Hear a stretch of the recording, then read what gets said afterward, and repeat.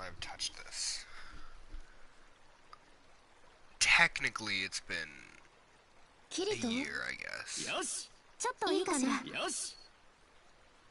Funnily enough, I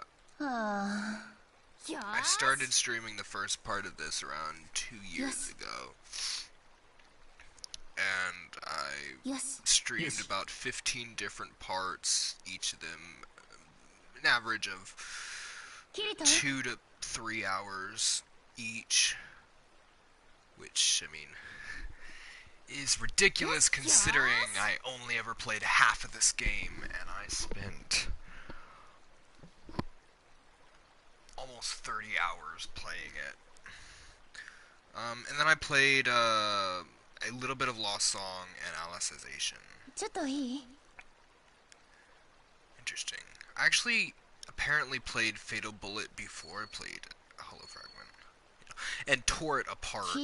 Though my, I don't know if my mic settings are fucked or not. I need to mess with that and make sure that I'm actually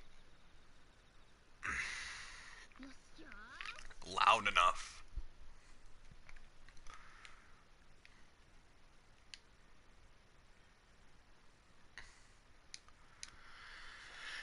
Because there are some clips that apparently the game audio is louder than my mic audio, which isn't good. So I'm just gonna raise it to max and hope that fixes the problem of my audio being lower than the game. Because I went back and watched that stream that I streamed 2 to 3 years ago on Fatal Bullet a while back, and was like, you can't hear me at all.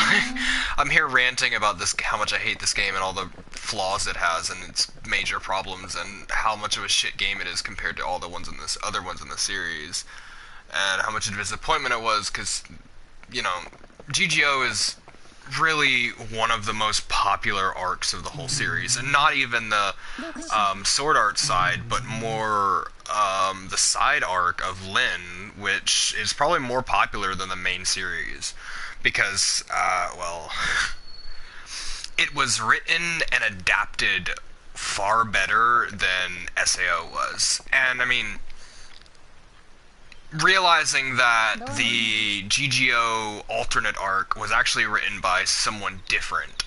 It's more of like a fanfiction that was made canon. Which is why Kirito doesn't appear in it. It's why none of the other main characters appear in it, because it's not technically canon. However, upon creating it, it became more popular than the main series, and that's because it was better. GGO Alternate was just an all-around better story. If anyone watching this watched the original series, I don't know why you would care to watch this if you didn't also care to watch the original series that I made a year ago. But if you are, then you're probably wondering why I'm hanging out with Sinon and not Silica like I normally hang out with. Silica's just my favorite character to hang out with. I don't like any of the other girls, really. I mean, that's not true. I do like the other girls, but Silica's the one I choose generally to hang out with because I can only pick one. And I just tend to pick Silica. She's got the dragon, and I've always been very curious on how the dragon works. I don't think I ever figured it out, but there's like stuff you can do with the dragon, and it's like having two people in your party. The dragon attacks as well as Silica. It's not obvious that that's what's going on. You have to like look into it and understand like the way the game kind of deals with that, but it's the dragon attacks separate from Silica. So Silica attacks and the dragon attacks as well. So Pina is a separate AI from Silica, and that's also why you can buff her and stuff, and teach her things and train her and whatever. But I'm hanging out with Sinon at the moment because I had this like revelation at some point. I don't remember when this happened, but I was doing a bit of like running around in between recording and trying to like decide if I was gonna record any more of this because I didn't really know what else I was gonna do. I was also around the time that I recorded that thing a year ago where I was like, there's this entire area underneath the hollow area that I forgot about and didn't touch that I technically need to mess with as well because like I said, well, I had never done the hollow area. That's why I recorded this in the first place, is because I had never done the hollow area. The initial time that I played this, I did a little bit of the hollow area, but I completed the entire Aincrad arc, and that was apparently the shortest part of the game, and the hollow area is the major part of the game. So like hollow area is like 75%, and this is just off the top of my head guesswork numbers, but the hollow area is like 75% of the game, and then everything else is 25%, because the hollow area is freaking massive compared to the main game. So I just did the main game, completed it in I want to say about 10 to 15 hours, and then the hollow area is sitting over there with 30 to probably 40 or 50 hours is what I want to say, and I say that because there's an entire other section that I haven't even touched yet, and I have no idea how long it's going to take me to do it. But while I was running around and messing with that, I discovered that Sinon apparently... I don't actually want to talk to you. If you look in her character stuff, it says her main skill is with a bow, which, if you know anything about Sword Art Online, there aren't bows in this game. However, due to the timeline break, or branch, whatever you would call it, that happens in between the series and the games, because the games follow an alternate timeline. That's why they tend to be interesting even though you've already seen the show. It's because different things happen. It's more kind of fan fiction, really. It's a lot of self-fulfilling and like wish stuff happening, like basically what you want to happen. Characters that died survive, and everybody's together at the beginning, and you can hang out with all the characters and whatever. But there's still an interesting story, and I mean, it's interesting. It's not saying much, but it's about as interesting as the original Sword Art Online story. And I mean, I'm not gonna sit here and be like, oh, Sword Art Online, it's God, because it's not. Sword Art Online is pretty shit. Sword Art Online can't even stand on any of my lists of good shows when it comes to anime, and there's a lot of animes on my lists of good shows. It doesn't fit into my top 30. It more fits into a list of shows that I like, even though I am aware that they're not good. So,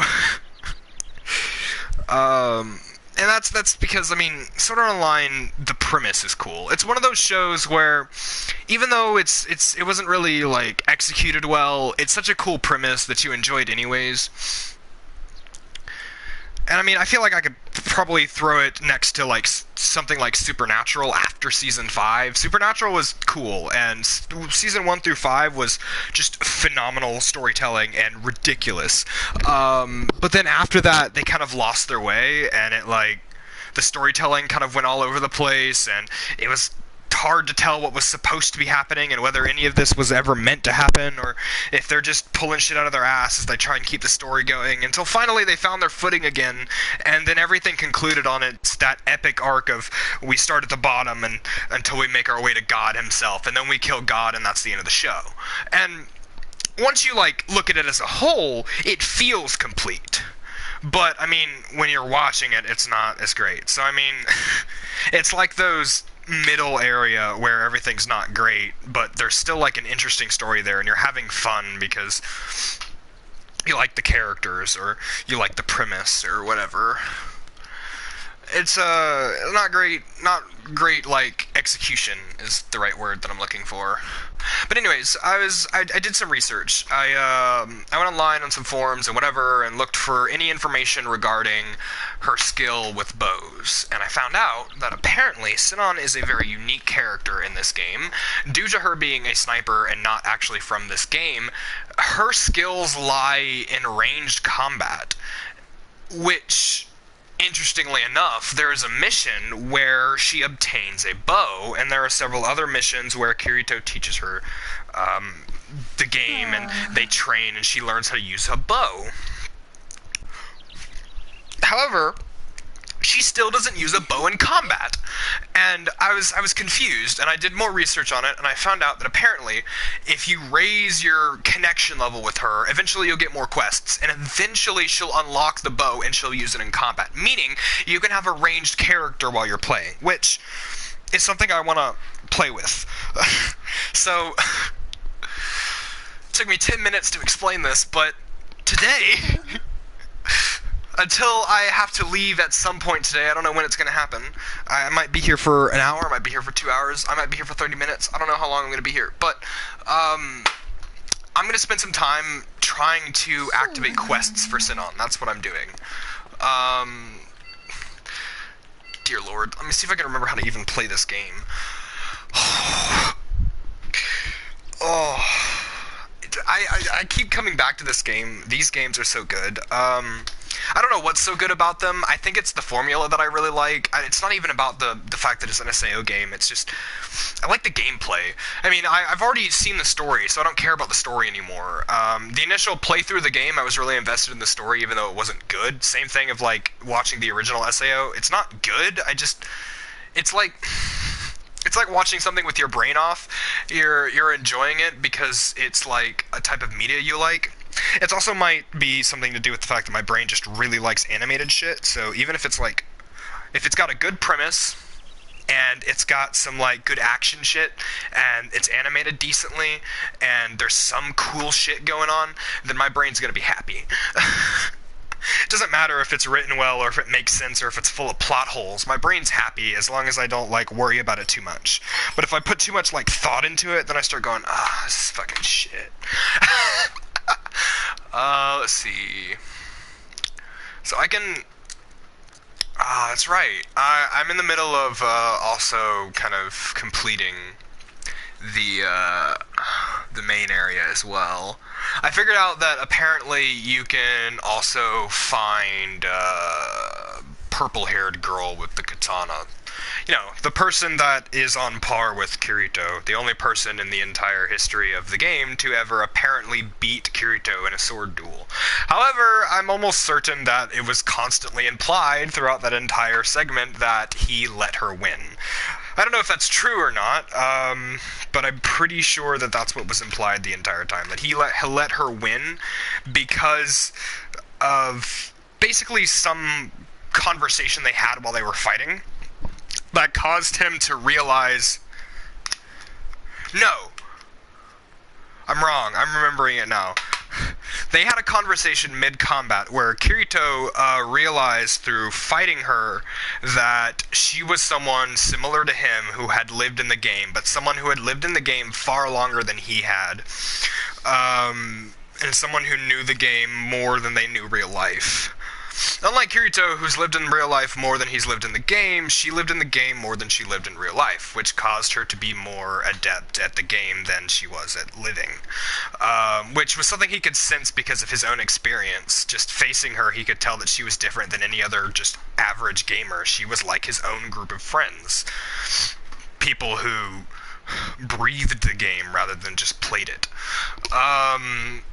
Which caused her to kind of flip out. And I don't know if it was implied that he like got caught off guard by her sudden change in like combat style and that's why he lost, or if she just overpowered him immediately the second she realized that he knew her secret, which was the whole point. She was trying to hide her secret and accomplish a task without anyone finding out why the task needed to happen, which is why it ended up falling to Asuna to do that, because she didn't know, and Kirito figured it out almost immediately. Kirito's always been different than the others. I mean, he breathes the game more than anyone else. So... there's also the thing of, in order to unlock her bow, I have to climb higher in the, get more missions as well. You have to climb higher in the main story. Otherwise, like you can raise their affection level, but as long if you don't climb higher in the story, you'll also not get quests. However, you won't get quests if their affection level isn't high enough when you get to certain things. So, what I need to do is I need to just do some general... How do I sit down again?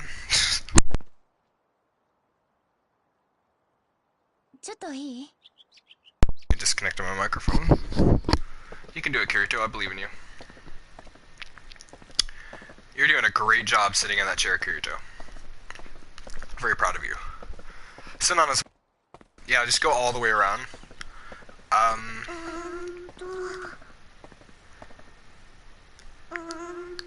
The AI in this game is absolutely legendary, not gonna lie. I don't remember how to do this either, so I'm just gonna press buttons and see what happens. I remember that there was a very basic way to do this, and I got really good at it. Because I realized that it was about memorization.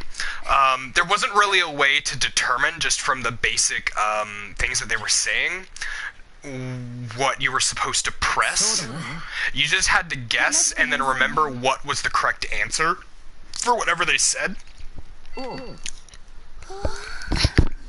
Which, when you're trying to get one person all the way to the top, and because they only have so many dialogue options, it's not that difficult to memorize the correct options for 5 dialogue options. This is the legendary table. The correct answer to that is X.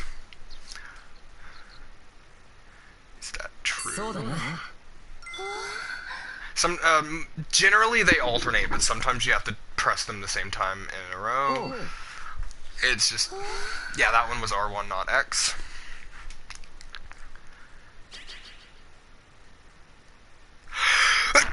Jeez. I'm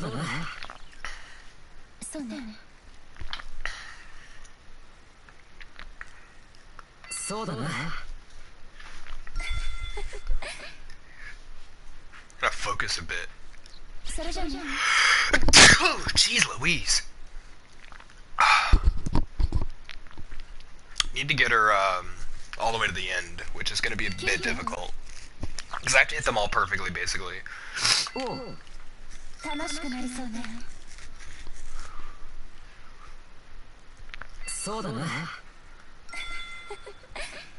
Okay, I think the next one's going to be R1. Yep.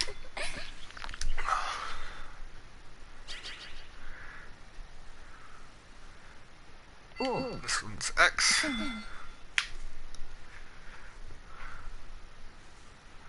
R1. Okay.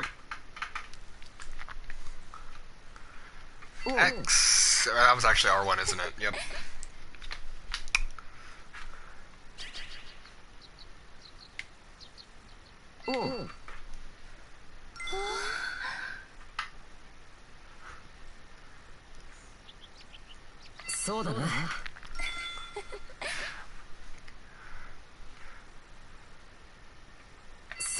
Got it.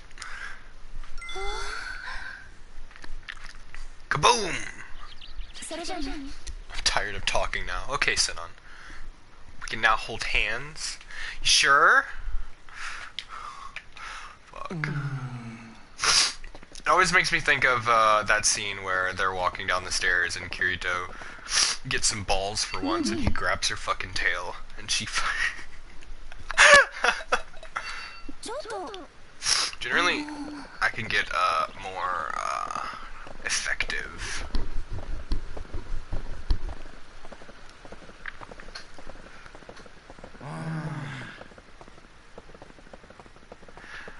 If I remember correctly, I can get some like unique dialogue that gives me more intimacy points or whatever the fuck they're called. Those music notes. If I go and bring her, wait, over here in this back alley. 何？こんなところ誰かに見られたら頑張りましょう。 Or maybe not. It might have to happen at night. I don't remember. But there are locations you can get like special dialogue. Is it? Oh, that was R1.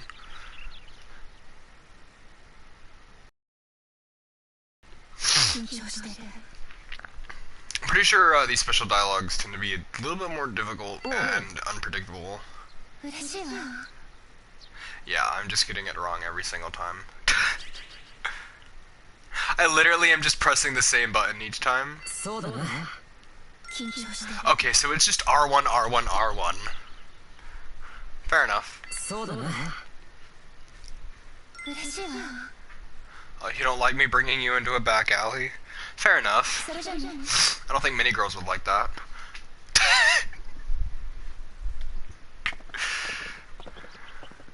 You know what? You don't think this is the perfect date spot? You have such, specific tastes. Yeah? There's something I need to tell you. It's creepy in back alleys. I feel like that's not something Sinon would say, though. Sinon tends to be like the tough one.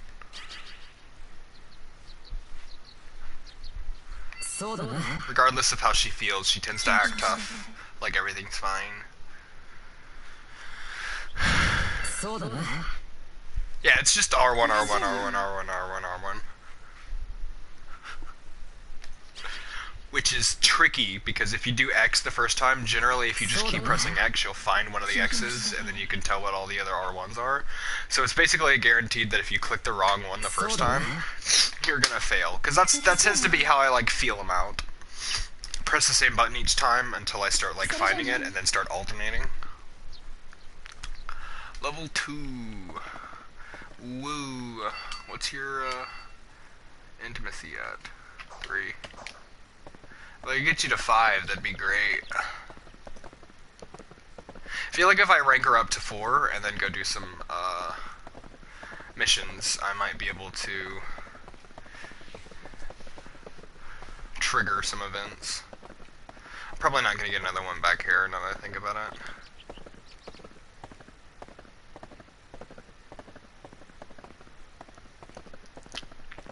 I kind of remember where the different spots for activating, like, these, conversation points are. I think there's one over there as well. I know there's, like, a fortune teller back there. I don't remember if it's, also a conversation point or if it's just a fortune teller. I actually have no idea what the fortune teller does. I think it, like, just gives you experience points, but I feel like it does something else that I'm unaware of. Like, it gives you, like, a buff of some kind, but I feel like it doesn't just do that. I feel like it does something else as well, but I don't know. I feel like at the very least it should do something else. I don't know. Practically never use it.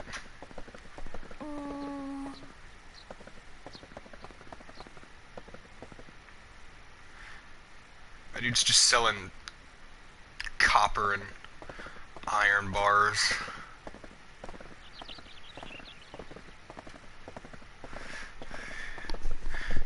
I think there was also maybe a limit to how many conversations you can actually initiate during the day, and I don't remember. Philia really wants my attention, and I am busy.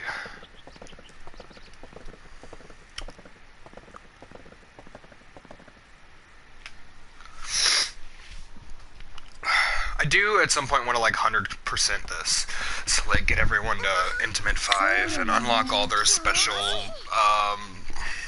abilities, and they have special armors that you can unlock if you get them to their max levels and all sorts of stuff. I don't want to, like, get all that.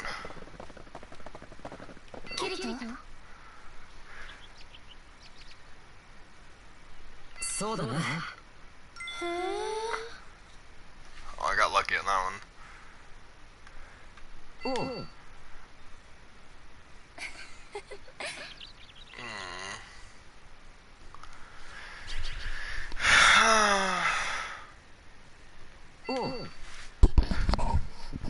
please? Okay. Nope. Fair enough. That one's an R1, R1, R1 apparently. 嬉しいわ。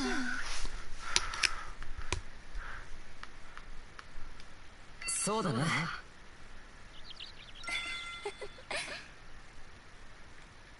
I don't think I'm gonna get this one. それじゃあね。Nope. キリト。そうだな。頑張りましょう。 You want a duel? I wouldn't mind a そうだ duel. な。そうね。 But did you lose already?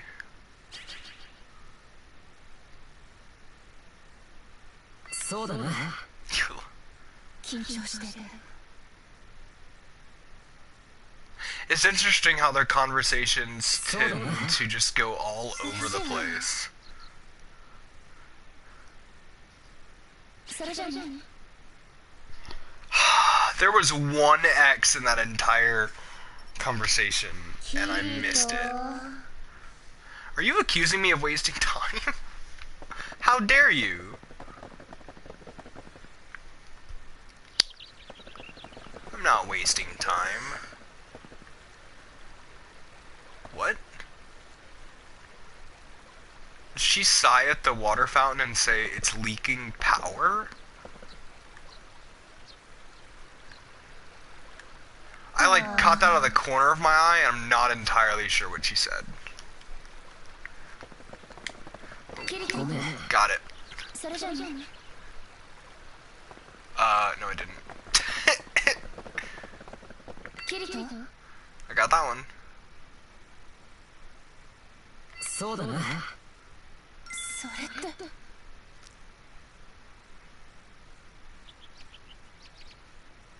そうだな。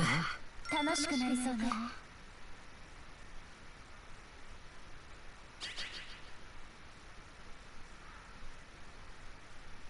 そうだな。 I can do this. I believe in myself. そうだな。 Damn it. That one was X. それじゃあね。 I don't think I would have gotten anything out of that one anyways, even if I had gotten that last one. Oh, no, technically, whenever you get one, I think it gives you a chance to extend it a bit. So some of them, you have to hit every single one in order to get something. Also, the higher you get them in their intimacy, the easier it gets. So, I mean, you'd expect it to get harder, but it gets easier. It's really difficult in the beginning, but as you go higher, it's like their speech stuff gets simpler and simpler.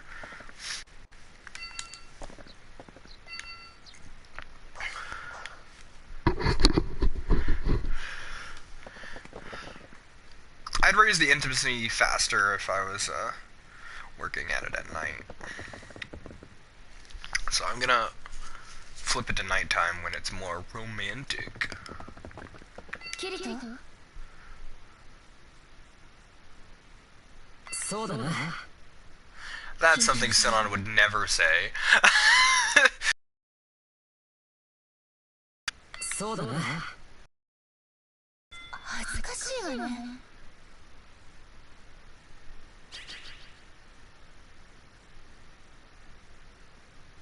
そうだな。 Sinon would never admit to being nervous.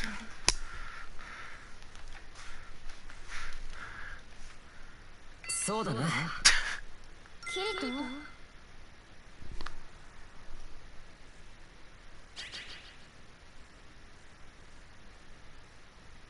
そうだな。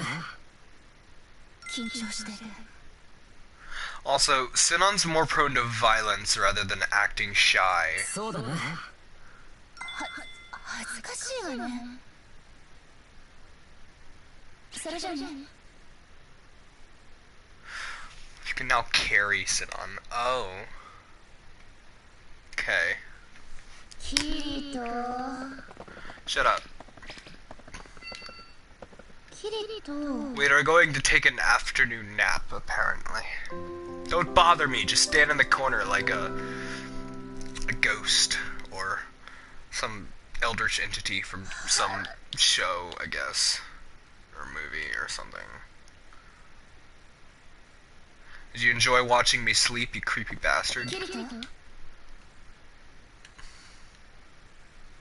そうだな。恥ずかしいわねそうだな。恥ずかしいわね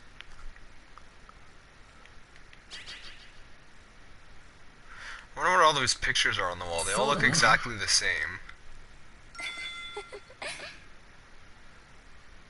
I wonder if, like, he decorated this room, or if it came pre-decorated. You ever just wonder about those things in, like, animes? Like, especially the game-related ones, like this. Like, how much did the player actually do? Because they always make it seem so... そうだな。 キリト like you could do anything. Sword Art Online always did the best, though.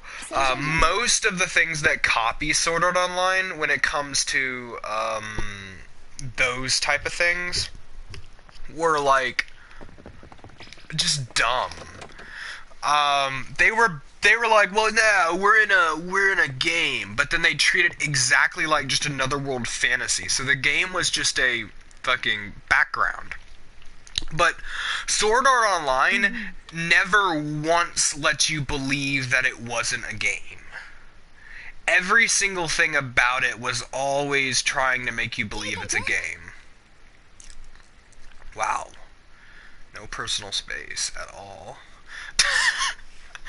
Like, from the way the monsters die, to the way people eat food, to the interactions with objects and NPCs and rooms and everything, interactions with absolutely everything. There was always something happening, or some form of interaction that reminded you, hey, this is a game. And Sword Art Online always felt the most, like, attainable when it comes to, like, eventual technology. In fact, we could replicate practically everything about Sword Art Online in our near, like, future, except for, like, the hyper-realism that it, like, describes, and the full dive. We could replicate a game very, very similar to Sword Art Online in the near future. It just wouldn't be full dive, and it wouldn't be super hyper-realistic. But we can imitate a lot of what Sword Art Online is, and that's because Sword Art Online was very grounded in, like, the fact that it was a game, because that wasn't just a plot point to go, oh, cool, it's a game, that everything's happening in a game. It mattered. It actually was part of the whole story, which is, like, one of the biggest things that I can, like, as a attribute to its consistency. I mean, there's a lot of shows out there that, like, just throw away certain things that are really important to a story's building blocks. The world that a story is based in is important. So, like, if you tell your audience, hey, this world is a game, but then, like, treat it like it's reality, then the fact that it's a game won't matter anymore until it gets to a point where it's like, oh, the character's about to die, and then they die, and then they respawn, and they're good, and you're like, oh, okay. It's like that. And, like, I've seen several, like, shows that are like that just lose all stakes because there's nothing for them to hold on to. There's no stakes. So, like, how do you create stakes in something where dying isn't a game over? And I've run into, and I thought, like, there was no way to do that. Like, you have to make it a death game. There's no way to make stakes. And then I ran into this, a couple that were very similar, like mangas and light novels, about people who had, like, something going on in the real world that caused them to have to play this game. Like, they were trying to obtain money for debt, or to pay something back, or to settle a debt, or a bet, or something. And dying, whereas didn't kill them, would cause them to lose items or things that they needed to push forward and get to their goal. In other words, dying would be a major setback for them, and they would not enjoy dying. And also, a lot of the times, dying was used as almost like a gag, and it wasn't that big of a deal. And most of the story was interesting and continued to push forward because it revolved around other struggles that weren't like life-threatening, but it was more like the stories knew how to take death or real danger out of the equation and still put stakes in there that force the characters to still push for something, even if they weren't like fighting for their life. There was something that there was like a reason for them to succeed. ごめん。それじゃあね I'm lagging hard. It's because all those NPCs are all spawning in at once. That's like the only like major problem I've run into in this game is all those NPCs spawning in at once is really not good for the game.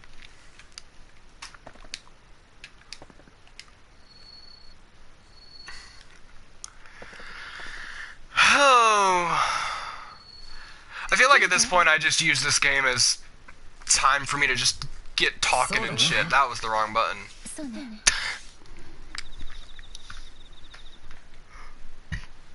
そうだな。 I feel like I need a game that I can stream and just talk and get my thoughts out and shit.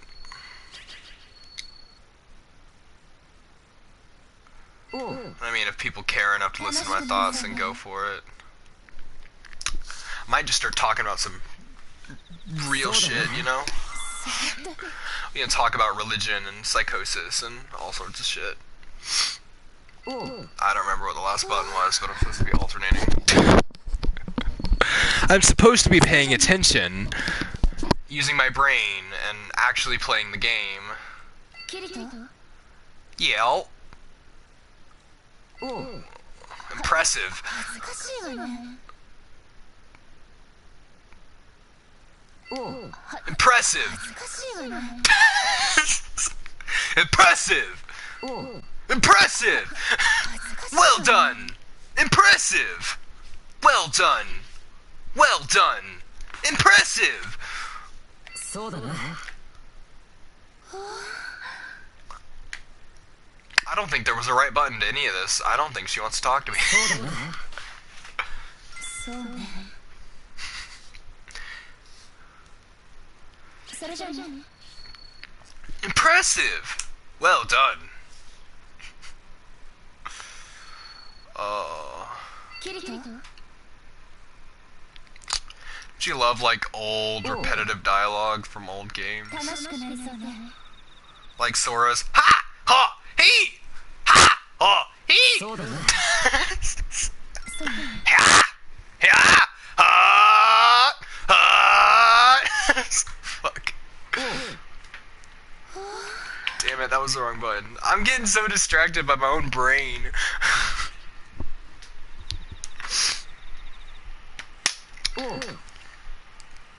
You heard about this legendary bench. I get it. Move on. We talked about this like 20 times.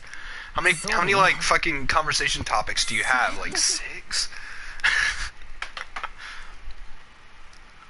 そうだな。 Seriously, this game will always have like a place in my heart, but like Hollow Realization is so much better than it. Well, I say that. They're both really good. There are things that like Hollow Realization does better, and one of those things is the intimate talks. そうだな。 I mean, none of them like, I don't know. They're supposed to feel like mini dating games, but none of them really do.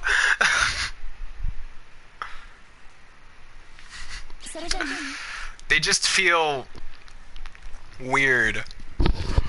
キリト そうだな。 Keep it up. I like how he doesn't like say anything that even like そうだな。 楽しくなりそうね remotely responds to what they're saying or asking. He's just like, well done, impressive, keep it up. Impressive. へー That's unexpected. Yeah. That this conversation keeps moving is very unexpected. そうだな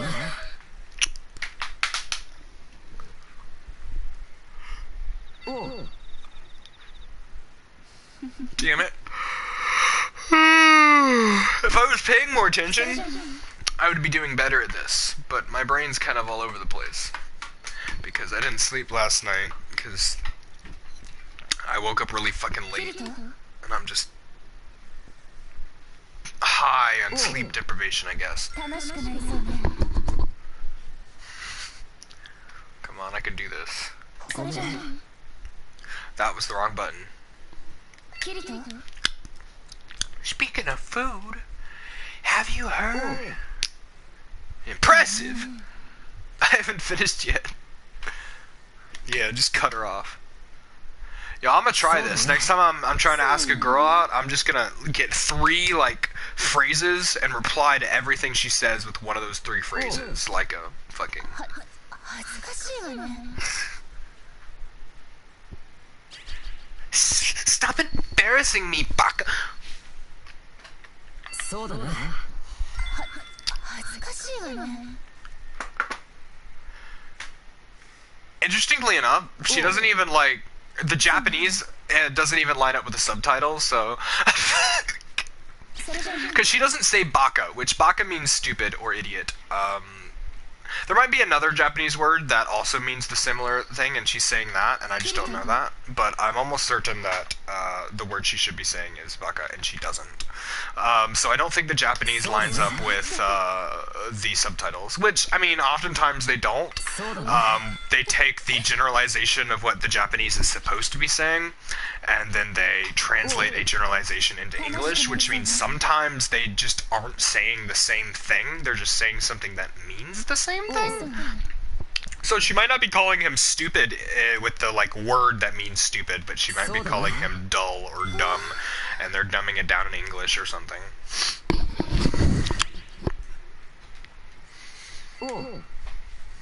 Or they're just not fully correct. I don't know who dubbed this, so, or well, subbed it. I'm literally just randomly pressing buttons. That was an R1. I can do this. I believe in myself. It's the legendary table. I know which one that is. Bassinet. I've done it. I've done it now. Together very soon. This is how you get laid, boys. Pay attention. それじゃ Ladies love it when you just say impressive. Battery low.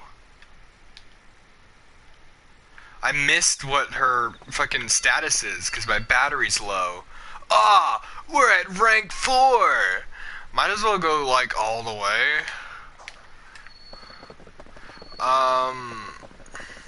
Let's see. Let's see if I can get her to do a dialogue in here because I wanna. Actually, I'm pretty sure I can just ask her.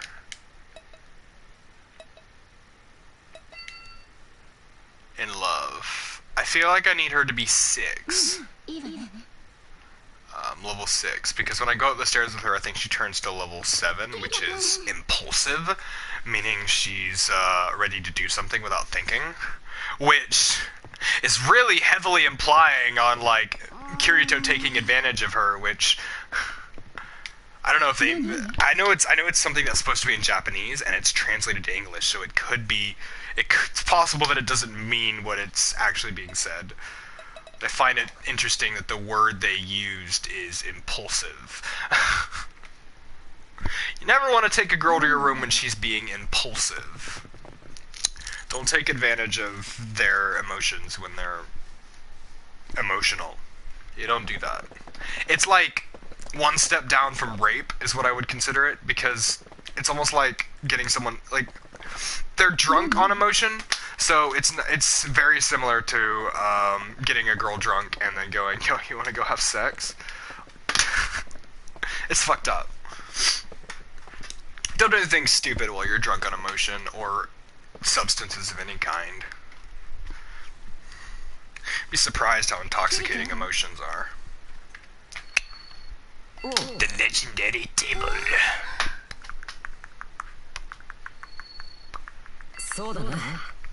そうね。そうだな。I know what I'm doing now. おう。 It's X R1 R1 X R1 R1. そうだな。 It's cool. そうだな。 Since I'm very close to getting her to her max, so I can do the pillow talk, then I might as well just do it. そうだな。 It'll bump her intimate status higher, faster. Pillow talk is the fastest way to そうだな。 bump it. それじゃあね。 I am sure you are. キリト。おう。 Food? My food's cold. I didn't order anything though. そうだな。 それって。 You don't like, you racist bastard. I don't like Chinese お either. う。 Well, I mean, that's not entirely true. I like some Chinese cuisine. そうだな。 そうね。 I like Mexican more than I like Chinese. そうだな。 そうね。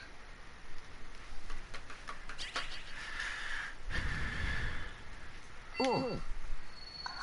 恥ずかしいよね。 Is this just R1, R1, R1, R1, R1? そうだな。 恥ずかしいわね。 そうだな。 そうね。 Yeah, it is. Okay. そうだな。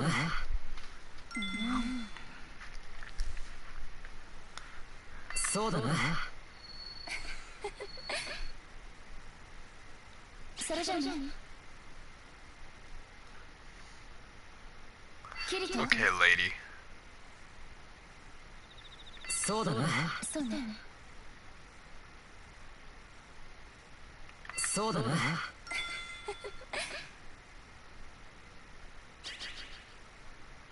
Oh, I'm an idiot. I'm an idiot. I'm an idiot. I just remembered. You pick her up and she goes to 6, which is head over heels, and then you go up the stairs, and once you get to your room, she goes to 7, which is impulsive. So I just need to pick her up and take her up the stairs.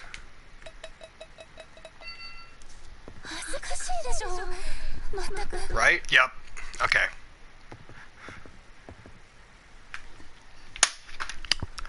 I'm dumb. You know, they don't, like, really tell you anywhere how to do this in the game. I think 少 maybe し横になっても。 they tell you with, the informant, whatever her fucking name is. I don't remember, really. It's possible. I have no memory of that. そうだな。 I mean, kinda. I don't know. I mean, I feel like I met you very recently. I think we're friends. そうだな。 Friends who sleep together. It's not weird, is it? Maybe a little bit. As long as your girlfriend's okay with it, I そうだ guess. な。 If you have a girlfriend. If you're lucky enough to be blessed with the feminine touch of another human being. そうだな。 Or masculine touch, depending on how you swing.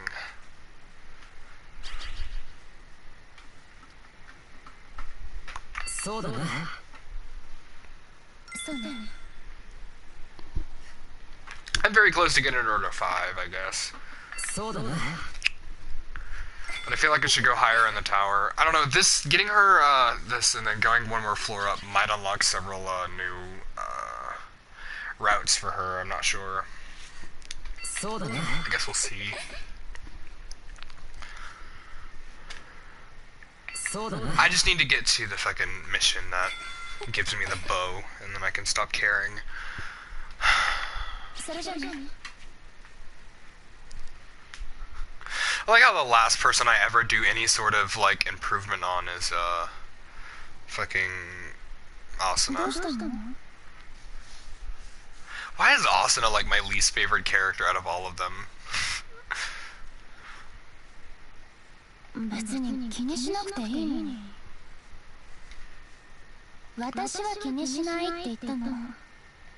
それにベッドの方がちゃんと体を休められると思うし、休めるときに休まないともしもの時に動けないでしょ。 I don't think I've seen any of Sunan's pillow talk scenes. Not that I care too much. What time is it?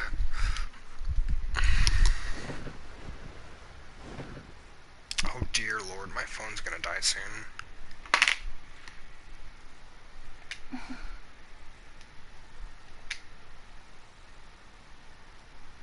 早く寝た方がいいんじゃないの？ Yeah. The virgin's just gonna fucking go to sleep while you're staring at him. Oh, is this a fucking charger right here? Oh, I thought I'd have to like open this up and connect it. Just charge my phone right here. Just shove it into my computer. Oh.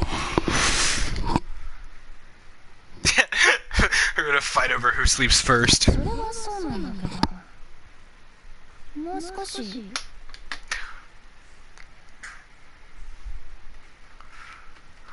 分かってるわよ。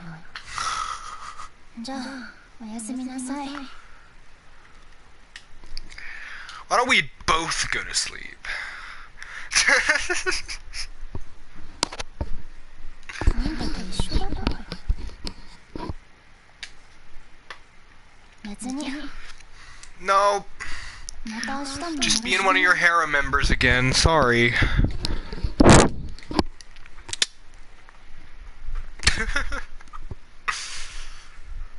Oh god. キリト。 ごめん。 I didn't care. I didn't mean to do that. That was an accident. Shut up. I don't want to talk to you. Oh, I sat down.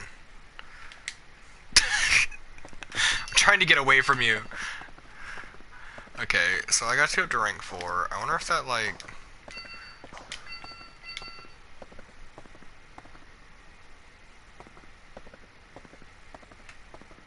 Hall is living...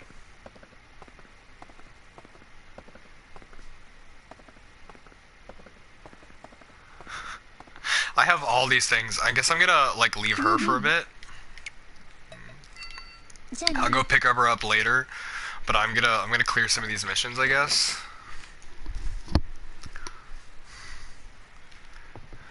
Yui wants to talk to me, apparently. Oh god. Oh, that didn't work. Wait, what does it want me to do? I thought it wanted me to go to my room while I was alone. Yeah, that's what I want to do. Be alone in a room with a child. Oh, during the day. Is it nighttime? Klein is feeling down. Visit him alone. Okay, well, I'll go fucking Elizabeth Smithy. I need to take Leafa to a certain floor, I think. Was it Leafa or was it Elizabeth?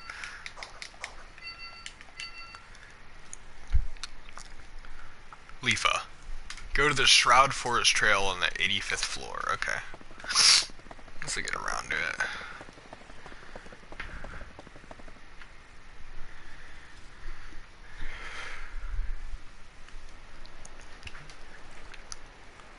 Yes. For a game running pretty shit graphics on a decent system, it sure lags a bunch, doesn't it? Yes. Stop yelling at me. Jesus. Everybody always needs me. I mean, I am the Kirito. How could, like, everyone not yell at me the second I walk into a room, right?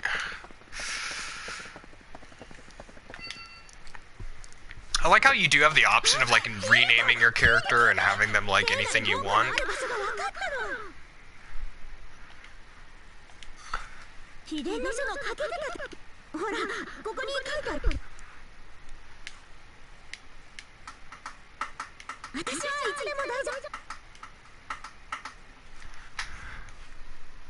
I don't know if anyone, like, watching actually gives a shit. I'm reading those, I'm just reading them fast. Does that mean I need to go to, like, a floor with her now? Retrieve the Sacred Rock Inferno on the 84th floor with Liz. Okay. Take Asuna to the 83rd floor during the day. Yeah, that's how they tend to go. When I went to the 83rd floor the first time, I got that quest for Asuna, and then I went to the 84th floor, I got that quest for Liz, and that's how that tends to work.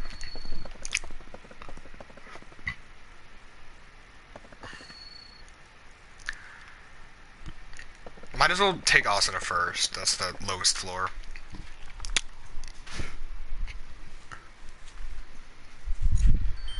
You know, if I can find her. Oh. Hey, look, it's fucking Alice from Alicization. That's so weird that how much that looks like her. Like, I know it's probably just a fucking coincidence, but that really looks like her.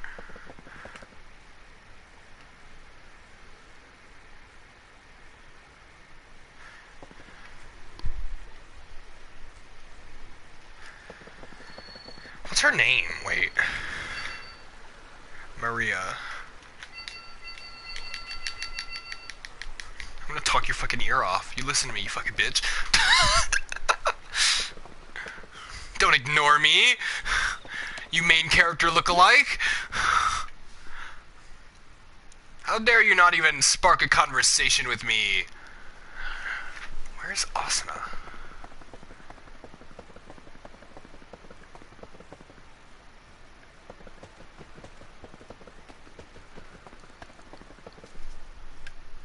Generally, there's doubles of every single NPC you see, but like, I think Marie only really has her. I think she's the only version of that NPC you see. The only one wearing that armor, I think. The only one with like blonde hair and blue eyes that I know of. Like, I've not really seen anyone that looks like that. I could be wrong, obviously, but it's just the only one that sticks out. I guess because it's a clothing and hair and eye combination that fits almost exactly with a main character from a series and a game that came out after this was created.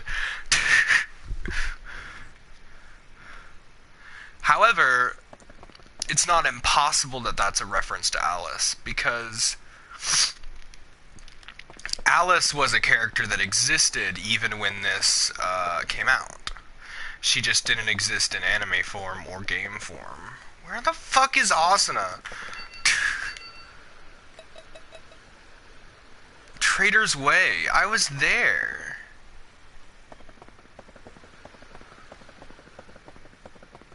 I'm glad there's like a search feature for finding companions, because like, I don't want to spend all day looking. Hello, Asuna. Nothing. I just, you know, have places to be, and your services are required. No, we are not going to a hotel. Follow me. We have a, something to kill, I guess. Maybe. I don't know what we're doing. Maybe we're gonna go collect a ring or get married? I don't remember what the quest is. I don't really care either, because it's an Asuna quest, and I don't give a shit about Asuna. Asuna is my least favorite character in the entire series. I like Klein more than I like Asuna. I like that black guy, the bartender. I don't remember his name, but I like him more than I like Asuna. Why did I come out here? I'm gonna go floor by floor. Why would I do that? What am I doing? Am I?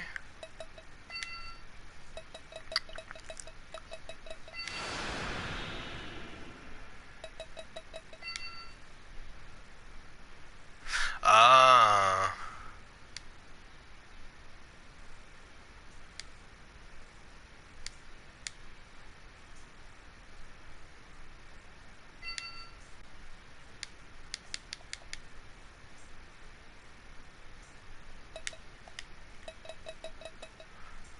Was that it? What? That was the right thing, right? What? Take Asuna to the place with a view. Oh, during the day. Oh, excuse me. Jeez Louise.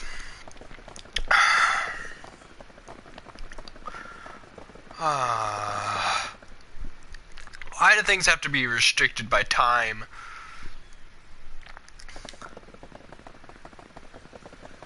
time is dumb.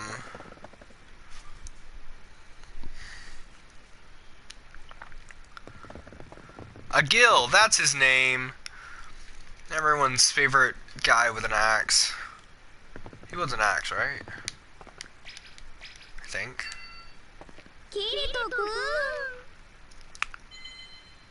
I like how none of the characters ever say that they're gonna sleep with him, they just imply it. Including the person that's supposed to be his wife doesn't say, oh, I'm gonna sleep with you, because, you know, I'm your wife, and I want to do that, and I can, because I'm your wife. Instead, she's just like, I'm gonna stick around for a while longer and sit in this corner and stare at you while you sleep.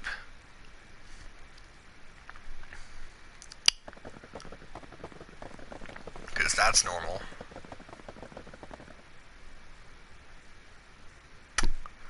Very normal. Okay, we have places to be now.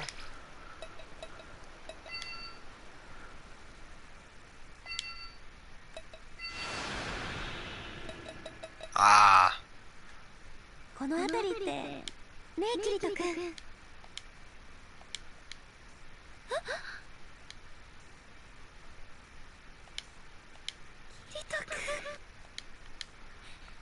Yeah, I don't care.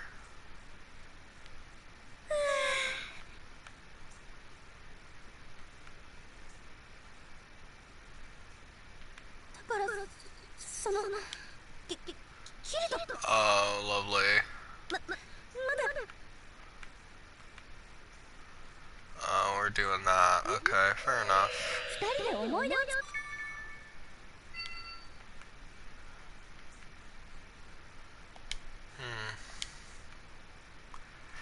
Well, it's SAO.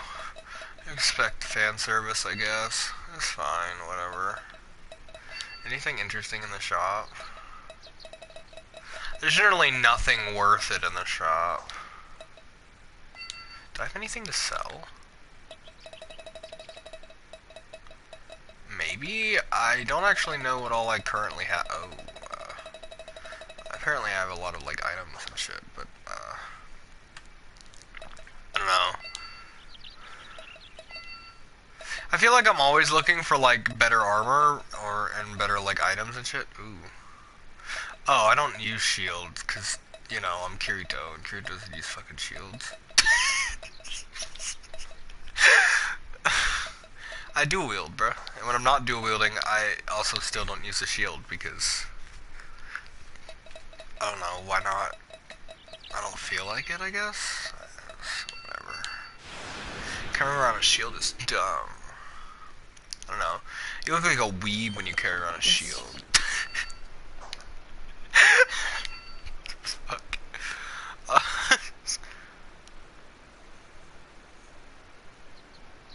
There's a rumor of a beautiful... Those are both, hollow area missions. You know, I technically have not completed all of the hollow area yet, because I haven't done all the hollow area missions. Like true, like actual hollow area missions. I know where the mysterious door is, but I don't know how to, like, activate it, because I've been there, and I've, like, stood in front of it, and it's so obvious. It's just like a square outline in a wall, and there's a door, it's a door, it's just an obvious door. But I can't seem to activate it, and I don't know why.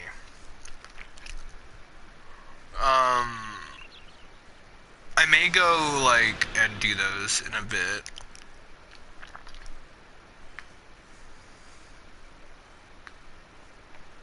I guess I'm taking, Liz to the 84th floor. Should I?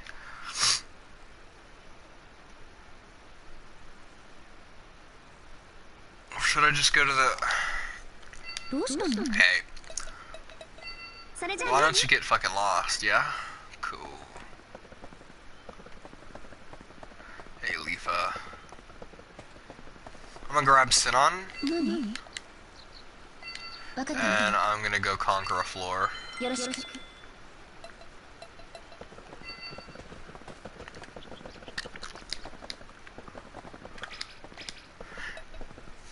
And then I'll do another mission with people in it.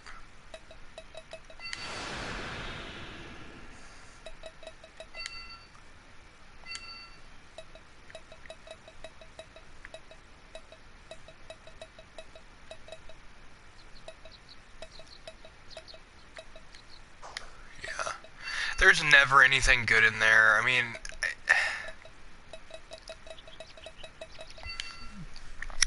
But that's probably mostly because I did the entire hollow area before. And it's weird because it's really hard to tell what you need to do first.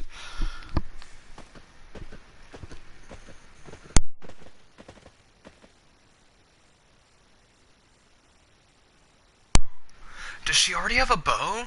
Am I an idiot? Have I been trying to get her to use her bow this entire time and she's already got one? That would annoy me so much.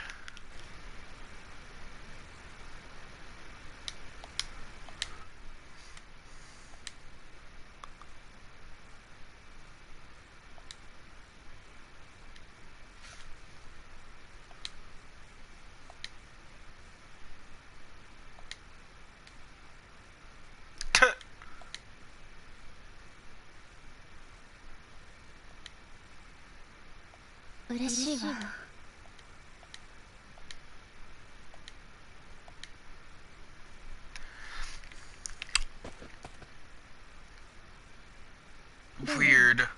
So she has a sword and a bow. Will she use the bow?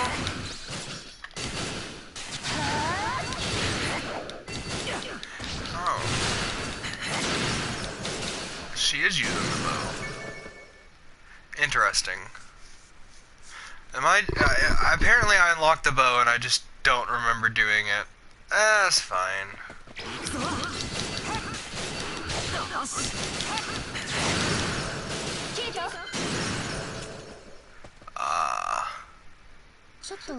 Sorry, I already killed them on accident, my bad. I don't remember...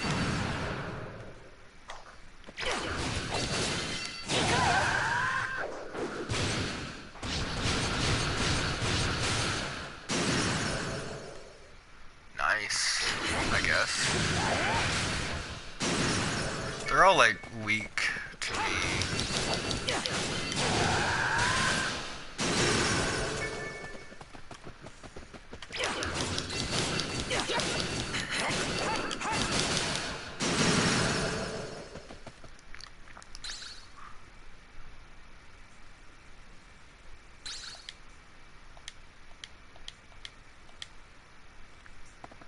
Yay.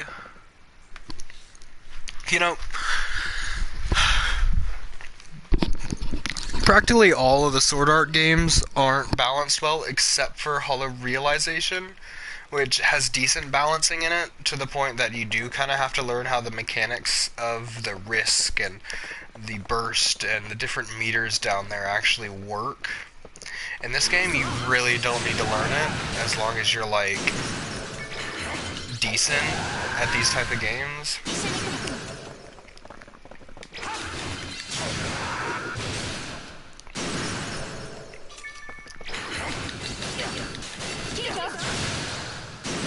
And like these guys are like, I think they're similar to my level. I think they're 119 and I'm 129, which is like a 10 level difference, and they're ridiculous.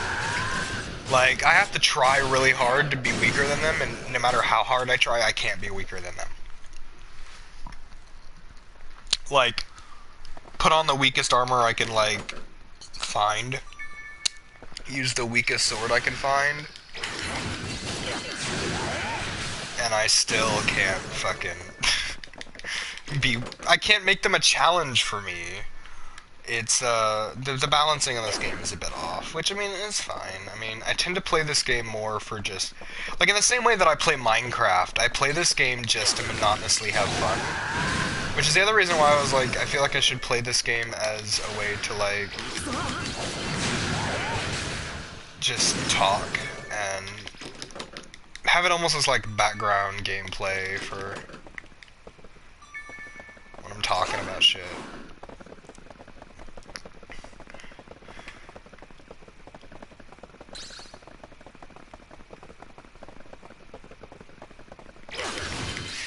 Like, I rarely talk about my channel when I'm gaming. I just kind of do whatever, and I tend to keep my focus on the game. However, I feel like I should say that, I mean, my channel is really schizophrenic at the moment. And I mean, I'm gain a following, really, and I'm not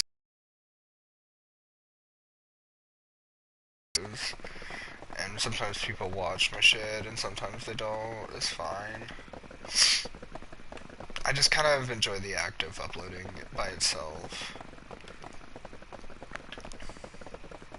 I mean, if one day I do make money or gain a decent following or anything like that, that'd be cool, but I'm not expecting to, so I don't think I'm ever gonna truly upload regularly. I'm just not good at it. What I may start doing is uploading like once a month. Because if I do that, then I feel like I could be consistent. And the reason I say that is because, like, I feel like I'll have, like, whenever I do actually, like, make videos, like, I've been doing a lot of VR recently, and I can't really stream VR. So I'll record hours of content. And I can make several videos out of it, and then I can make those videos last, like, I can split them up into several different videos. Upon doing so, I can then place them at the beginning of each month and cause them to be at least a little consistent. And by the time I get to the last video, I'll have probably recorded another and have more videos to schedule. And I might do it like that at some point, depending on how much I care. Actually, I say that depending on how much I care. It's more like depending on whether people actually start watching and, like, seeming to engage more. It's like, even on the videos that I do have out, I don't really get many views. People don't tend to come back to watch more of my content. So I don't have a major drive to be very consistent and give people a schedule and promise anything, because I feel like I'd just be promising things to people that are never going to see a second one of my videos, so. This feels kind of pointless is all.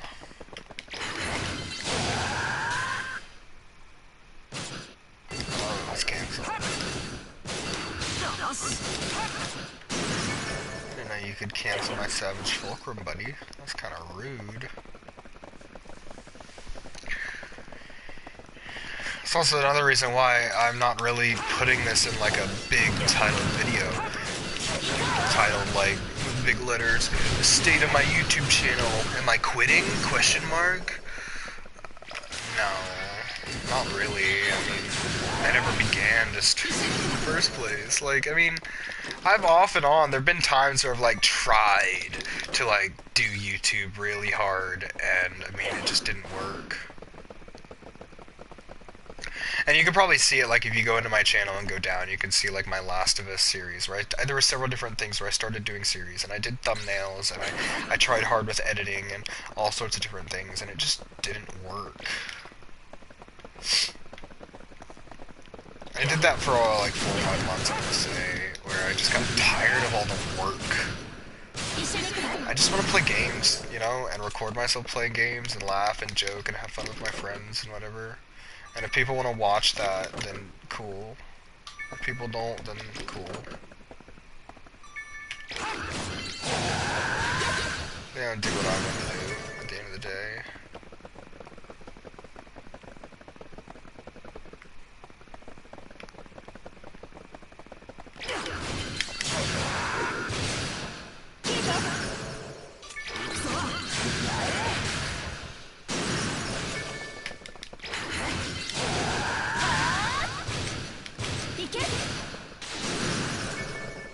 Fuck yeah.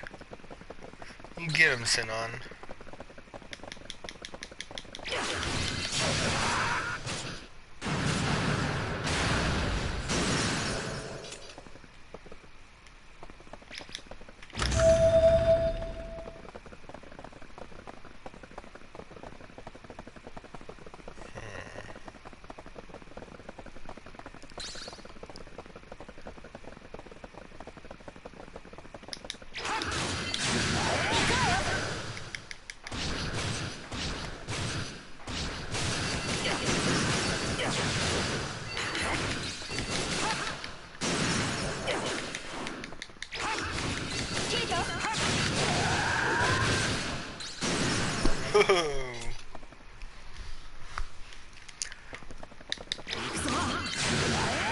I'm not really, like, good at entertaining, and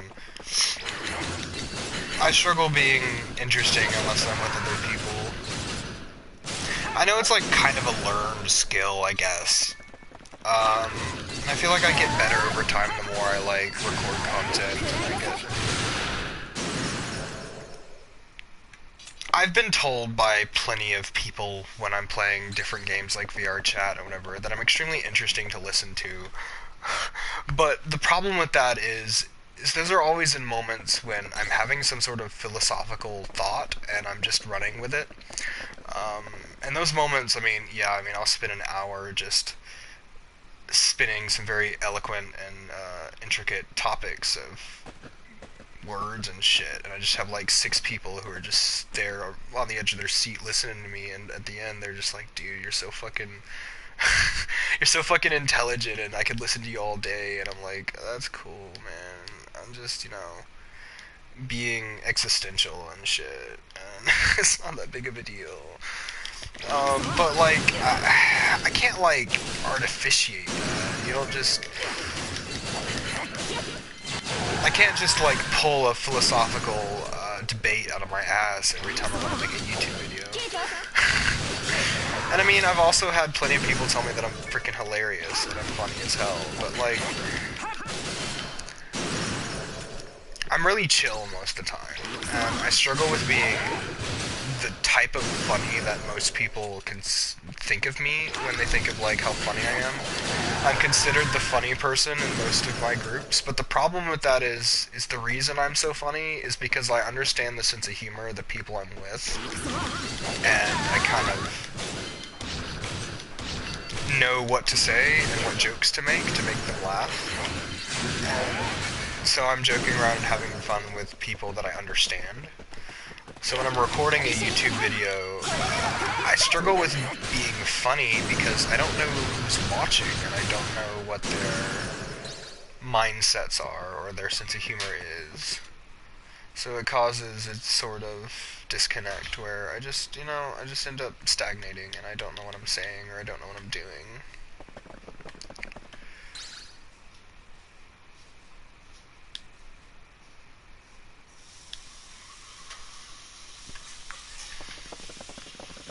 But at the end of the day, I mean, I'm gonna keep recording videos, keep making shit. I'm not really ever planning to stop.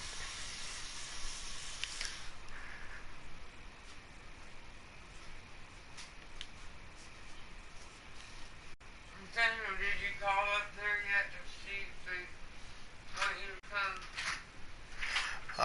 Nope. I don't know what time they opened.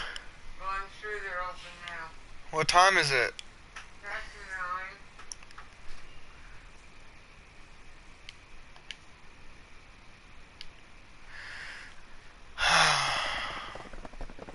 9. I'm gonna end the stream soon.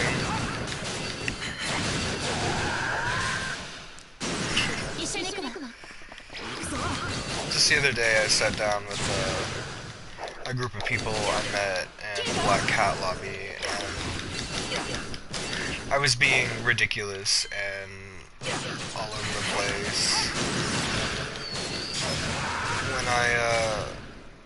When I finally calmed down, I had like a existential talk about like religion and shit, like real philosophical shit. I don't want to like repeat everything I said and like trying to replicate it. Basically, it was along the lines of faith and like religion is a very complicated topic for a lot of people because it's an anchor for a lot of people to live, pretty much, to hide from their problems, to hold on to something. The further I go in life and the older I get, the more I cement in that there isn't a religion that's real. They're all based in trickery and whatever.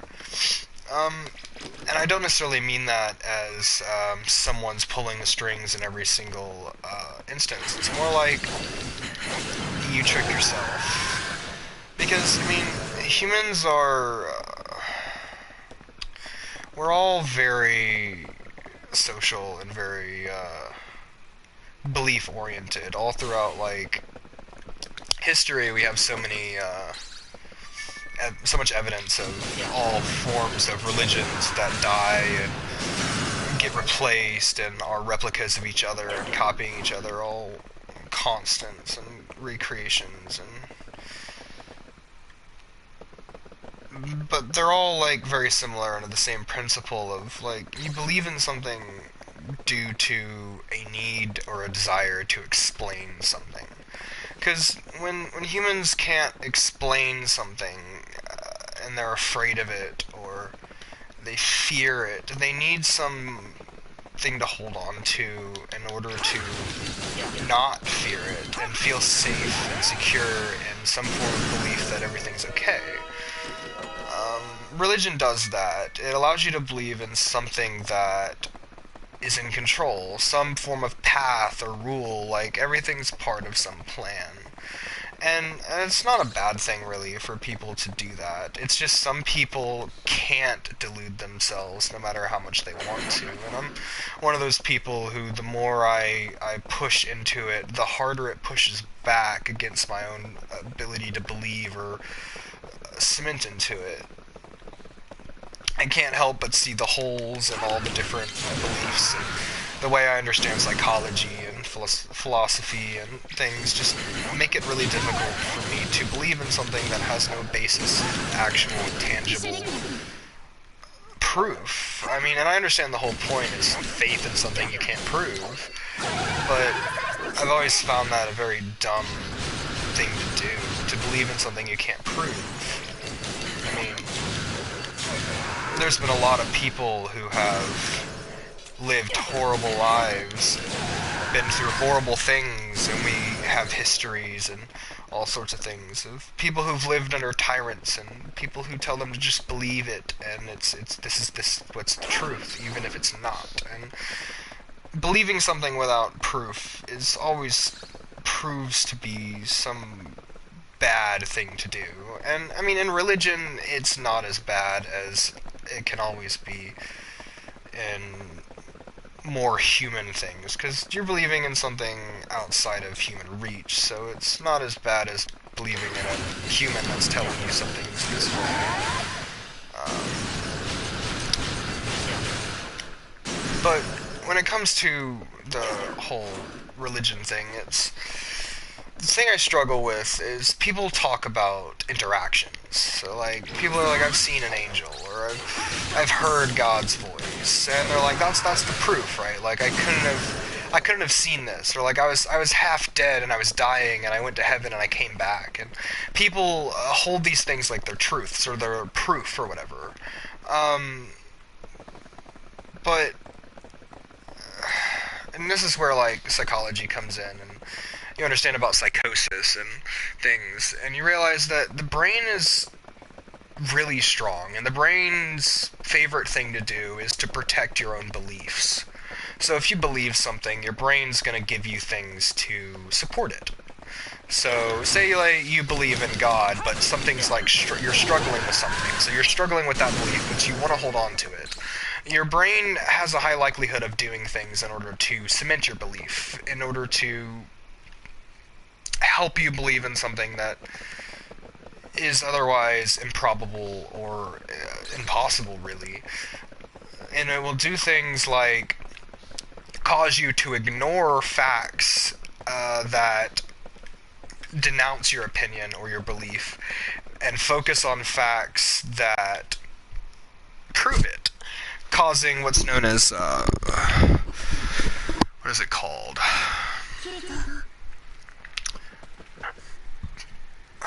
There's a name for it.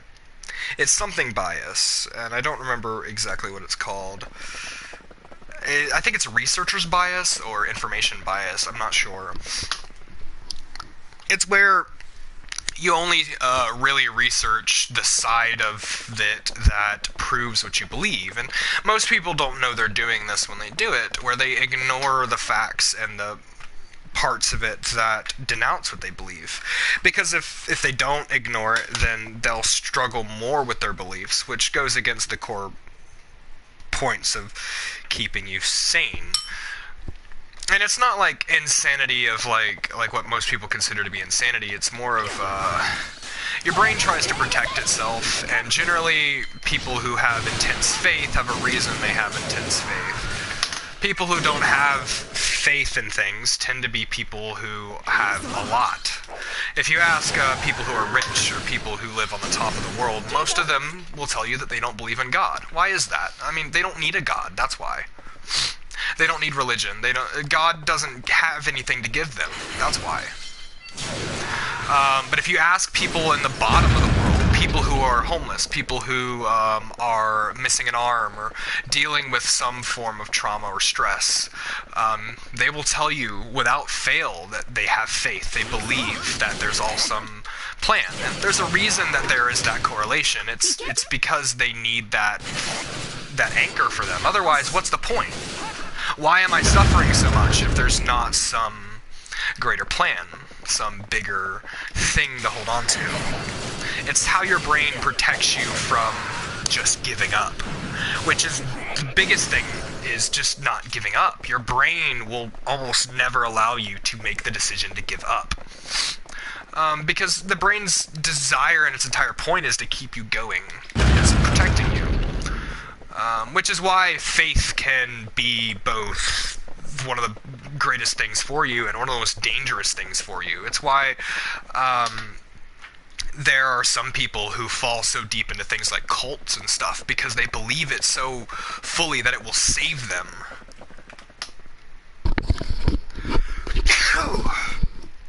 And the thing is you may be like, well, I mean, they're making those decisions. It's not the same as my faith. But it is, though, because those people have interacted with the same beings and things that you think you've interacted with. You believe you've heard God's voice, or you believe you've felt him, or you've seen an angel. Well, these people who follow cults believe that they've seen their leader too. They believe that they have seen and touched their god, or their demon, or their deity, whatever it is. They believe it and they have interacted with it as well. And you may call that insanity, but at the same time you can also call interacting with a being that has no proof of ever existing insanity as well. It's the same thing as a psychosis patient believing that the thing standing in their corner is real when no one else could see it. It could be real, you never know.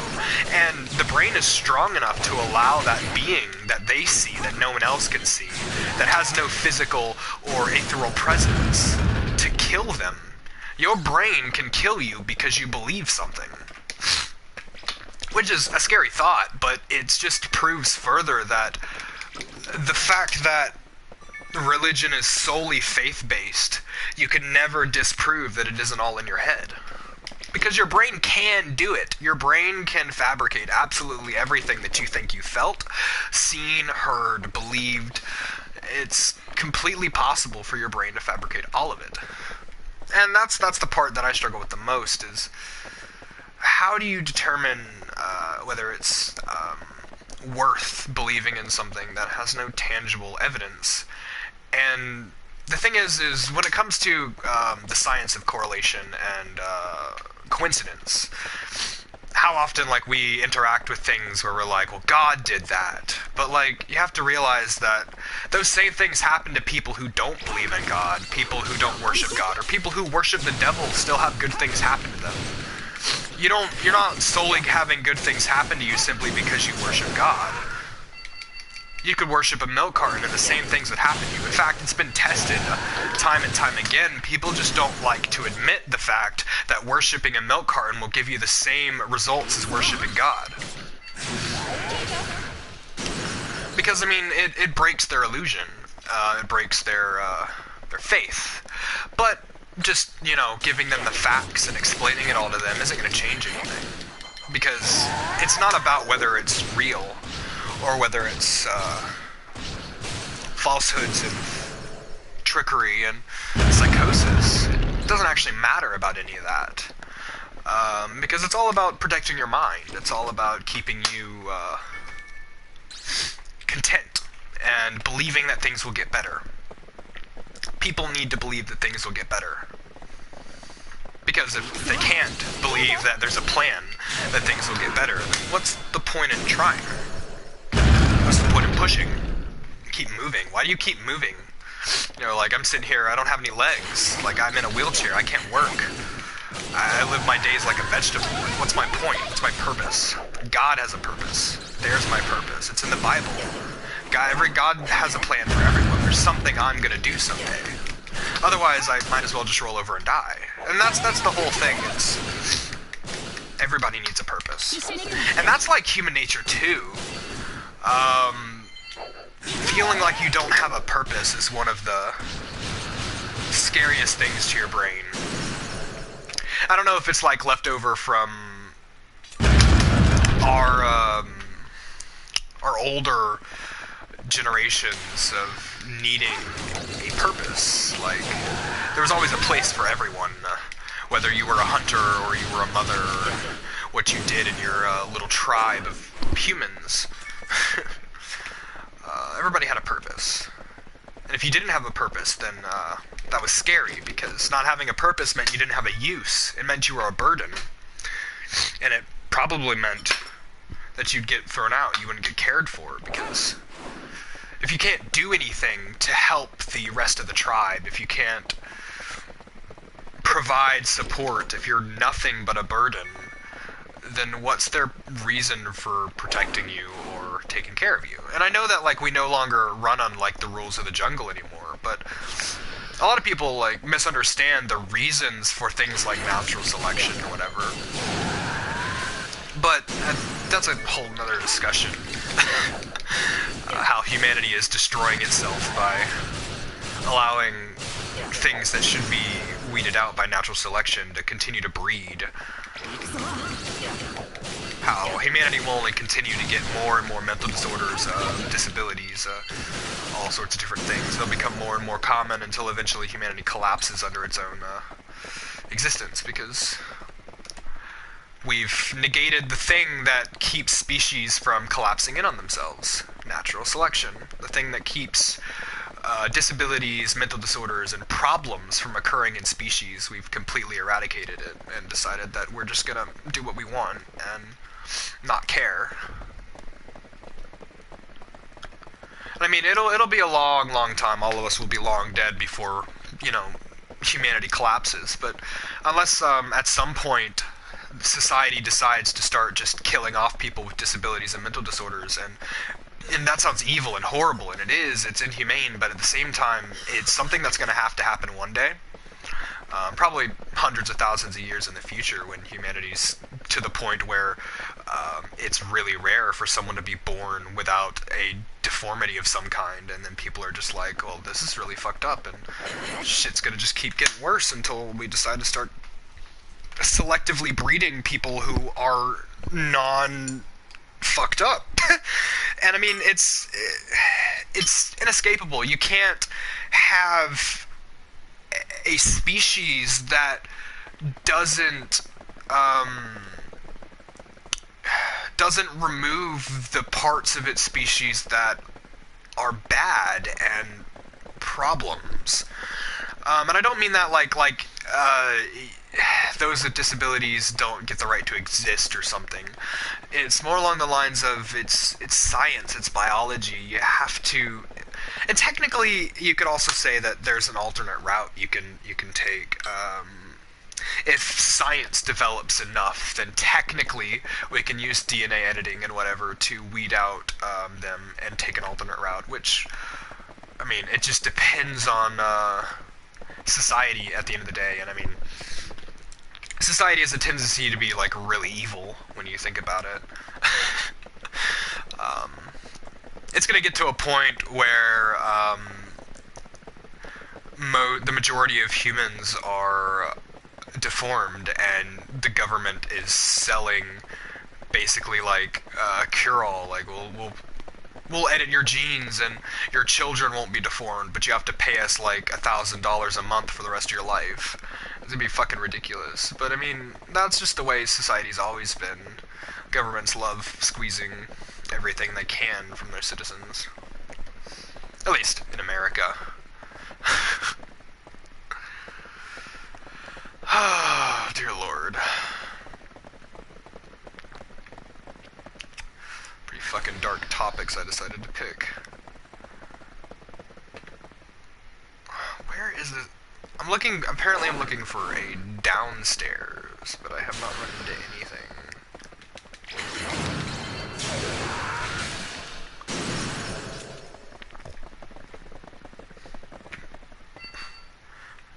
How do I open the map again? Oh.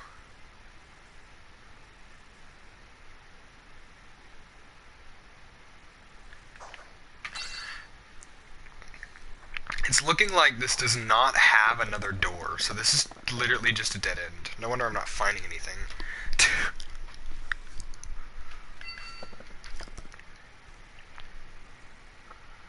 Oh, wait, am I looking for like a, wait. I'm an idiot.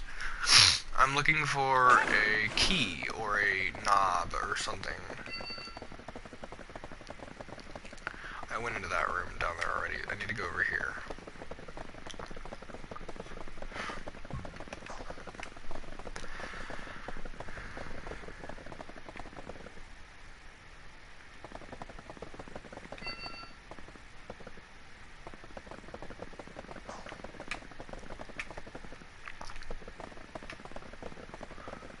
Oh wait, did I obtain a, like, physical key? Because I'm looking for, like, a knob or a button or a switch. I may have obtained, like, a physical key while I was talking and not paying attention. Also, this room is completely empty.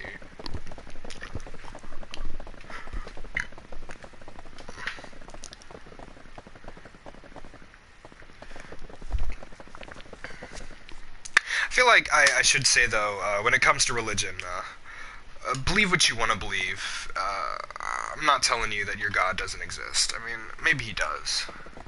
The main thing I was trying to say is there's no way to prove either way. There's no way to prove he does exist. And there's also, alternatively, no way to prove he doesn't. Because, and the problem with that is, like, every form of proof we have for God and whatever's existence is all, like, circumstantial. None of it would stand up in court, if you know what I mean. We don't really have anything that we can really stand on. No true, like, evidence to and against. Same thing for, like, against, yeah, like, there's no real evidence to stand on against it either. I did find a key down there. So, like, believe what you want to believe. If you think he's real, if you fully believe that you've encountered something not of this world, then believe what you want to believe. He could be real. It's not entirely impossible. It's just impossible by what we understand when it comes to science.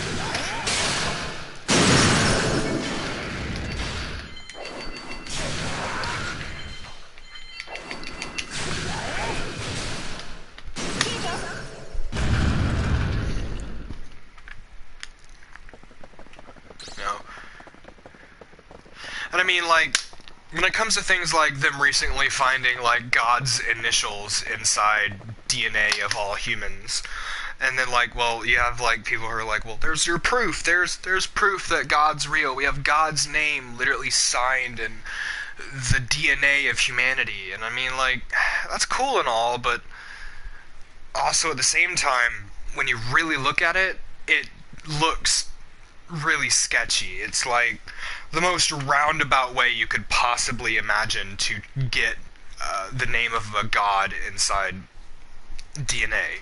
People reach for straws, and like coincidences are literally coincidences. Like they happen all the time. Just because you find your name on like a sign in a bookstore somewhere doesn't mean like some great thing's gonna happen to you today. Like, I mean, finding a sequence of numericals or whatever it was that translate into one language that then translate into another language that means something that has been used at some point to reference God. It's not really, it's not concrete enough evidence. That's just too many backroads. It's not direct enough.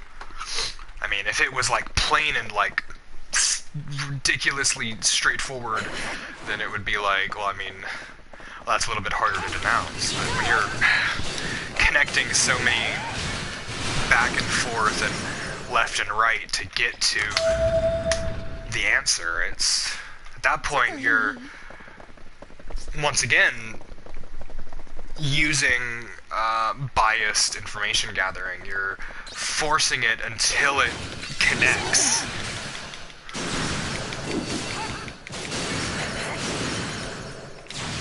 It's like taking two bridges that go to two different locations and cutting them in half and trying to connect them and stretching them until they connect.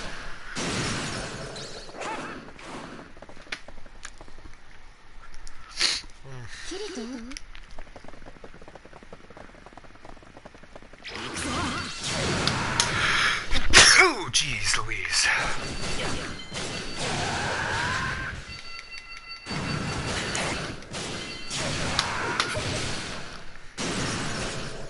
It's because they're named monsters.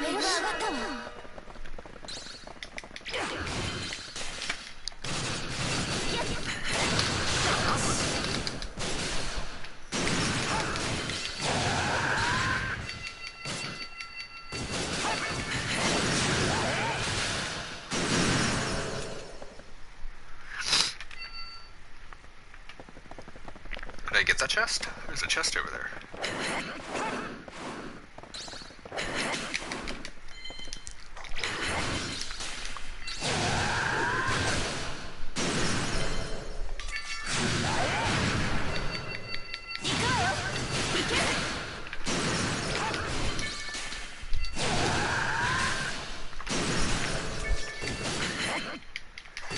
I'm gonna end this stream after I find the boss room, because I have somewhere, or someone I need to call, and possibly somewhere I need to go.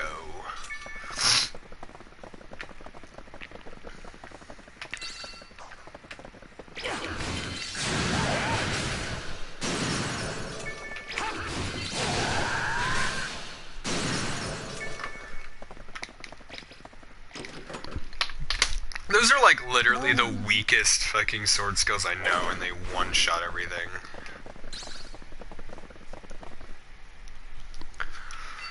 When's the last time I fucking touched my skill tree? 6 points, cool.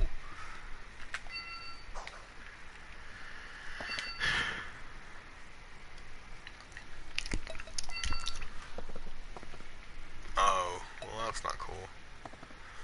My left button's broken.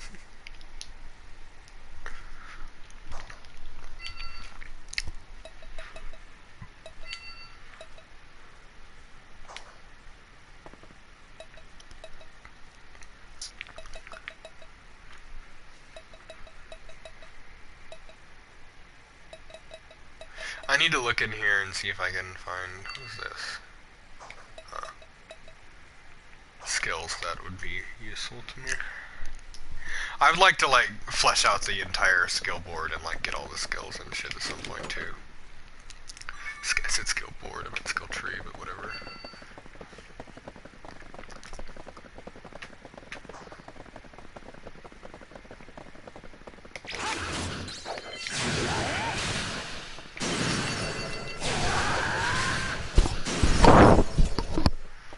kill the dude behind me before I kill the dude in front of me.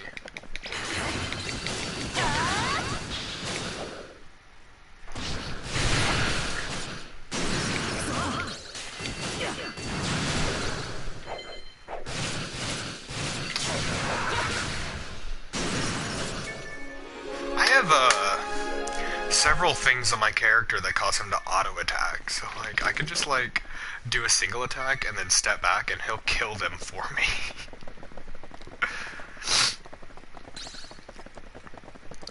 Some of the early bosses, I literally just did one attack and then I went and got some coffee. I say that ironically because I don't drink coffee. I meant that more as like I just took a break. But it's ironic because I don't actually drink coffee. It's more like I'm gonna grab some tea. Everyone knows the sophisticated drink tea.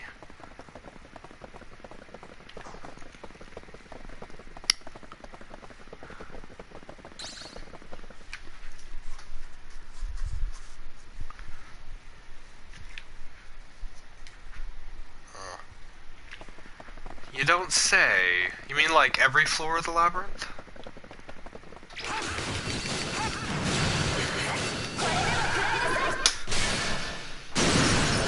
Shoot him. Yeah. Nice job, Sinan. He was already dead, but just laying on the attacks.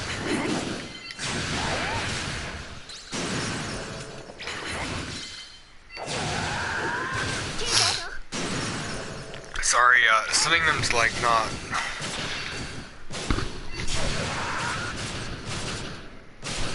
really working. They're too weak. I do like combos with you, but they're just too freaking weak, you know?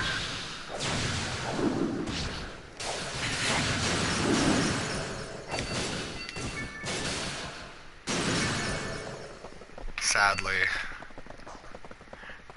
They appear to be too weak, madam, or apologize, or seem to be struggling to not kill them too quickly. Defeat 5 cursed medics. Do I have to do that on this?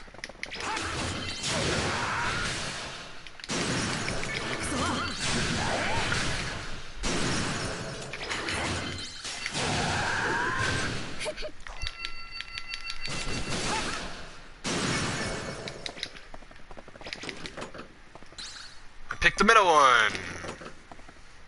This one's gonna be a mimic. Watch. Oh. Okay. See, that's why you always check all of them, even if you think one of them's a mimic. Because sometimes none of them's a mimic. Hey guys. I'm gonna do some combo shit. Oh, excuse me. This way, guys. Come on. Hurry up. Hey.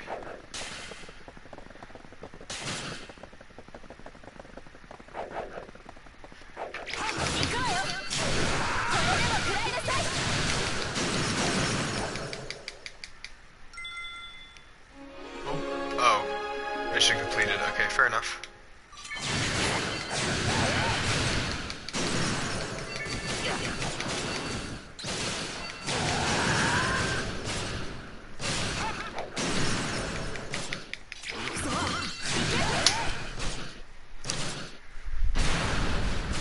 Dead.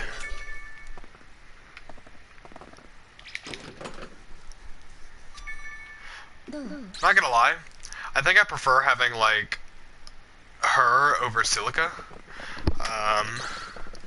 Personality-wise, Silica will always be the best. I don't know why, I just really like Silica's personality. But I like fighting with her as, like, my backup, because, I don't know, but I like being the forefront, like the vanguard, with, someone in the rear.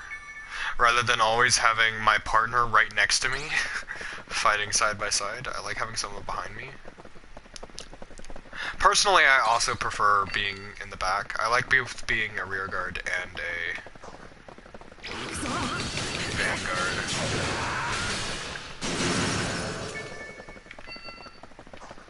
Which is why whenever I do an RPG, I tend to specialize in one-handed swords and archery. So like I was playing Skyrim recently, and I have both a bow and one-handed swords on my character because I like using both. Oh, hello.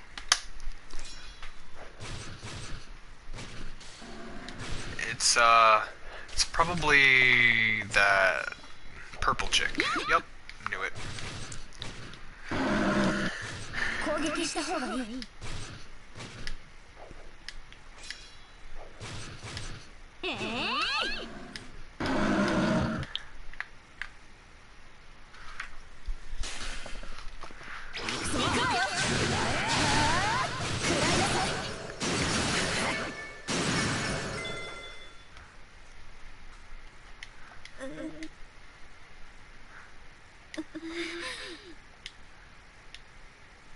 わかった。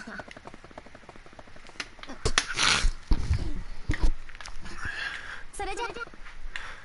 Straya is also one of my least favorite characters. I really like Philia though.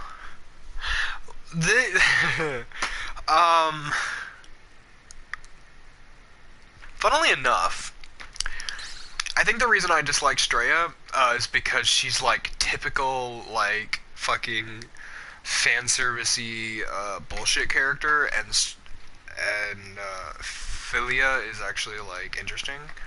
I feel like I may have said Philia twice. I meant Straya. The purple girl is, you know,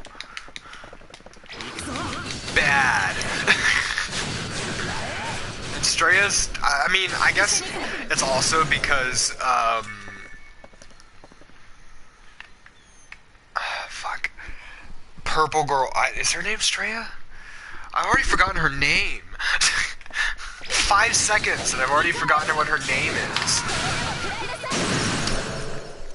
I think I don't like her because of how short the Aincrad arc is, and it gives like no time for any sort of development of the character, for real. And the conclusion of her like story is really dumb.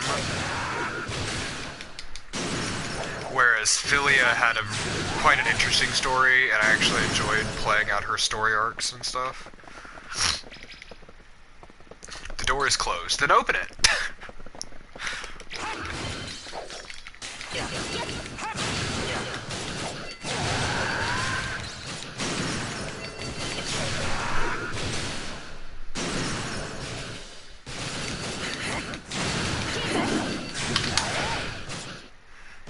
I have no idea if this game is lagging for the stream or not, or if it's lagging for me because I have like recording on certain settings for the stream, because this doesn't normally lag like it's doing. I've had instances where the recording itself didn't lag, but the game did, which is weird.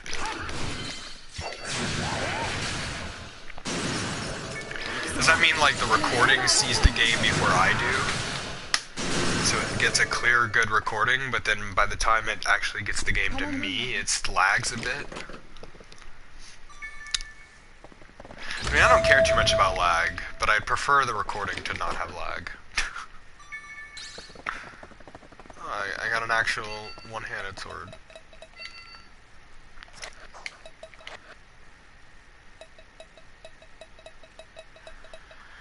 Wait, what sword is it?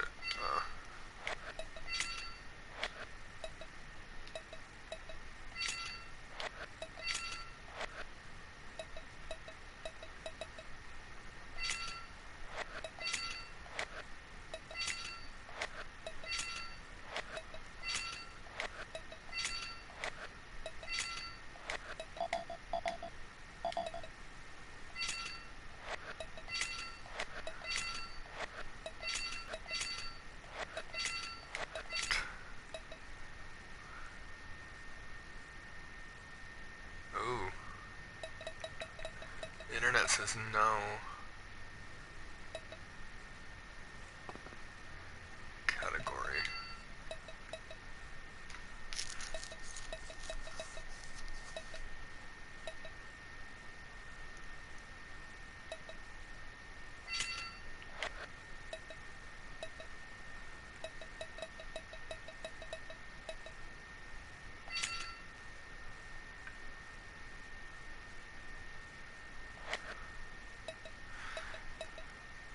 Valiant Blade is probably the worst blade I own.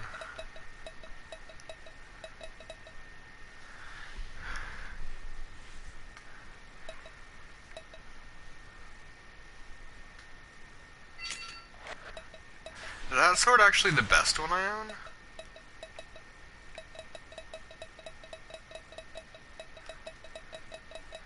I think so. That's ridiculous. It has ultimate DPS 1000. It's because its damage is so freaking high. Holy shit. That is like the best sword I have.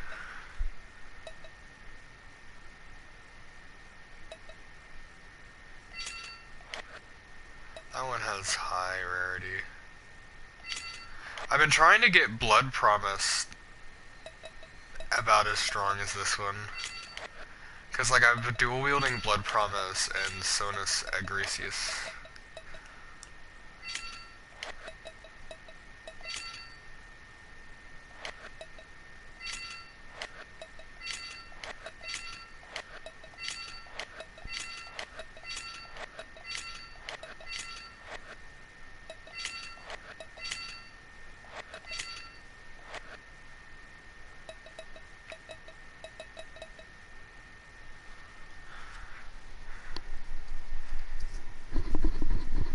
My problem is that my freaking sword skills do so much fucking damage compared to my, like, regular sword attacks.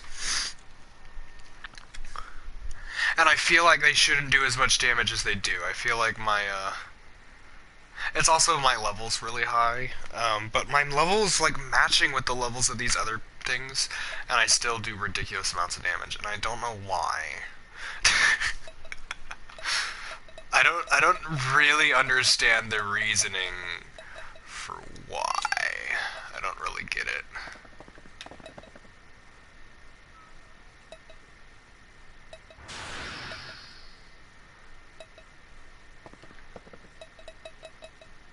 Like, there's gotta be something that is increasing my sword skill.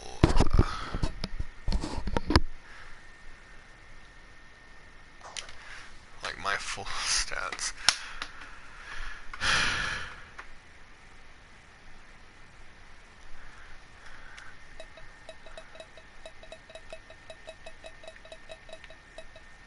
How do I look at my full stats again? Like, there's a way you can look at, like, all the effects that are happening, and I don't remember how to do it.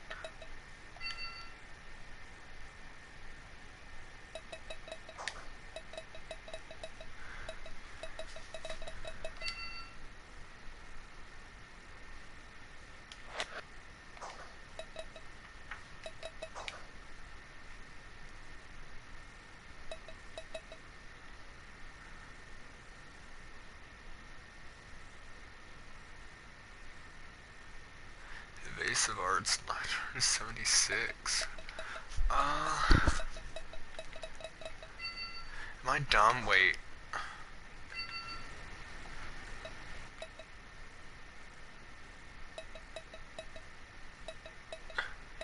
Buff list?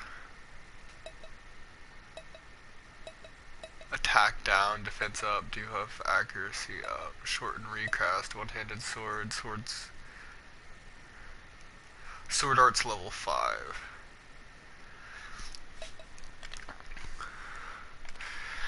That's gotta be... I like how it doesn't tell me what it does. That's super helpful, isn't it? Critical up.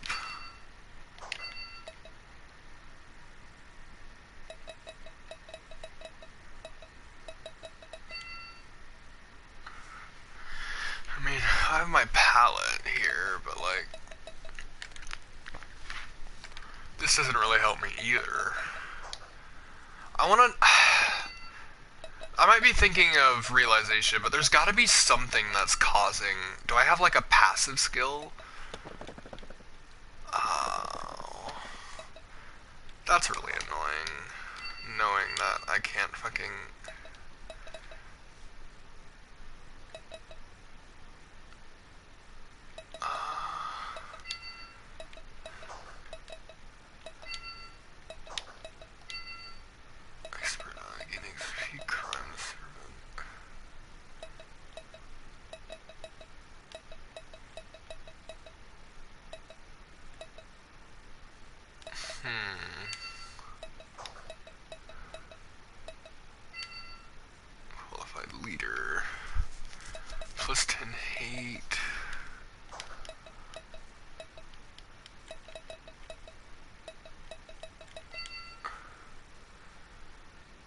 10 max HP.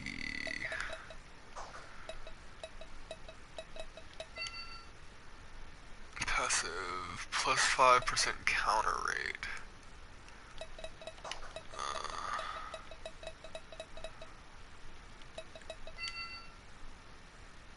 Plus 10 evasion. Minus 5% attack delay.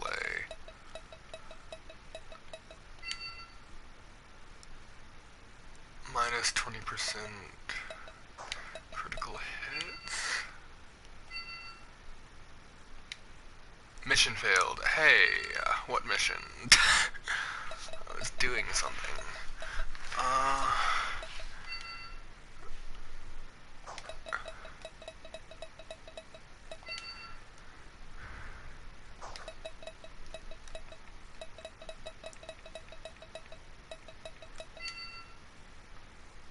Additional auto attacks.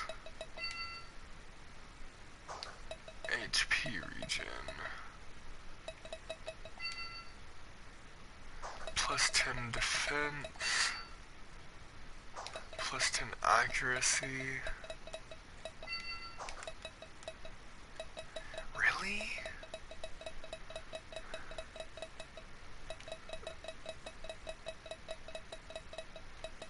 So then, like,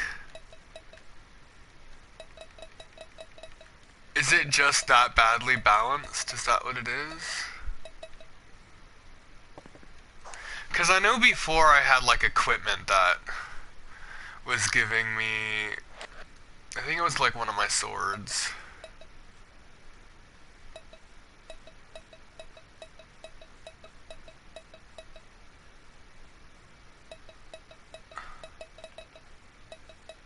Was it Yuki's blade? No. I could have sworn one of the swords, I might have sold it or gotten rid of it, I don't remember.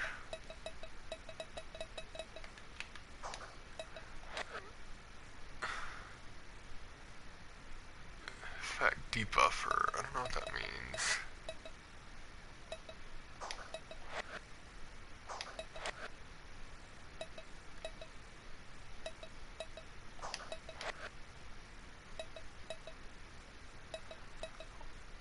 All resistance is up.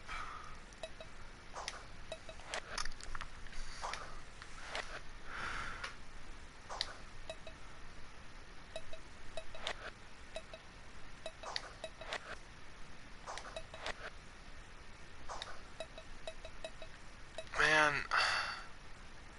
I swear I had something. Now I'm just confused.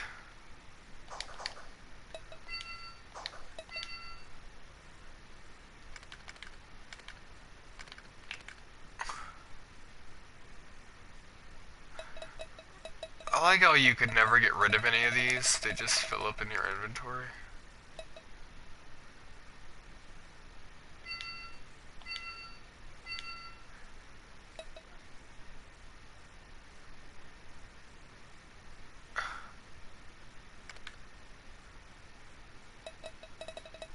I feel like I've used all of these already.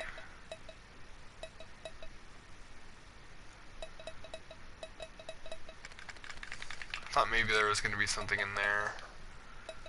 Nope.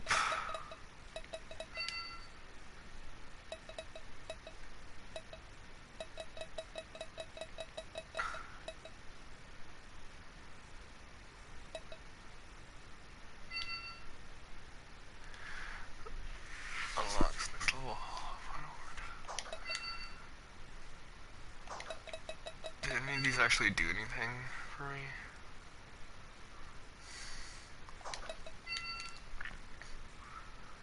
Added to skill list as new battle skill.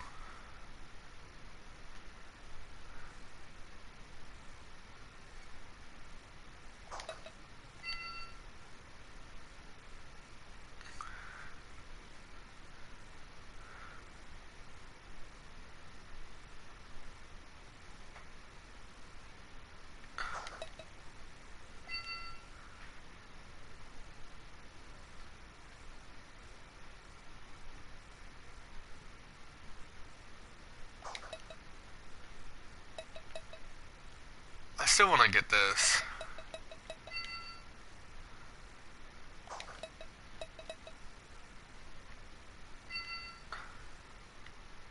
I'm very close to finishing that one.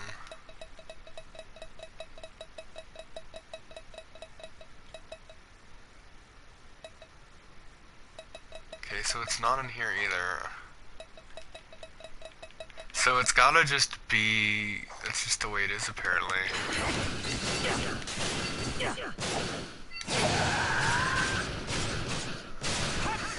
My freaking...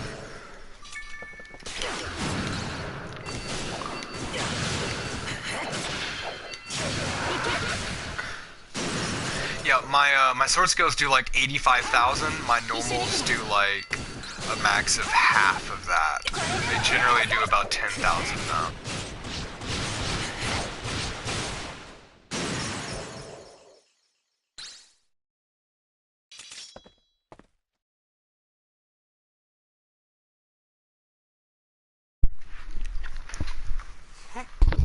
Controller died, so I switched to a new one.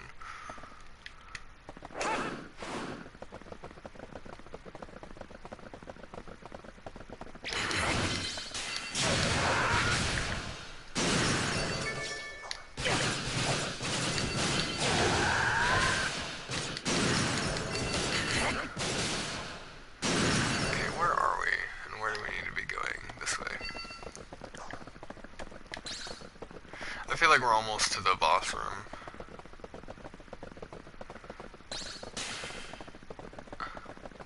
What is happening that is causing me to like go fast and then go slow? What is that?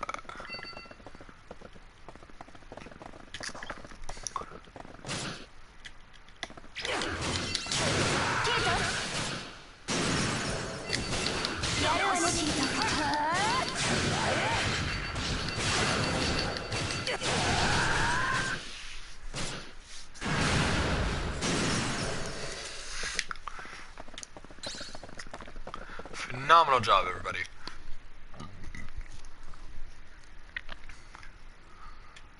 Yep, here's the boss room.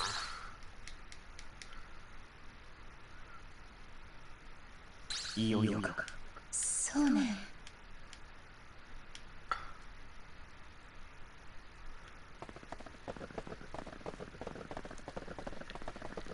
Kinda wish that they hadn't made all these rooms so repetitive.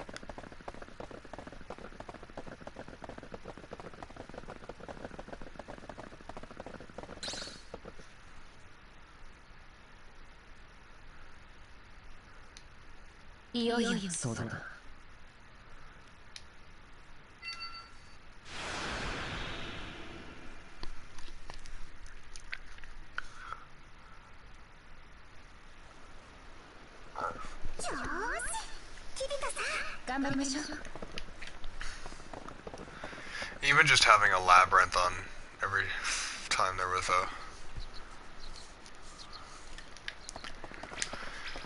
boss room would be decent. I'm gonna pop to 80th, 83rd, I think 86 and 89th is what it said. Wait, let me check really quick.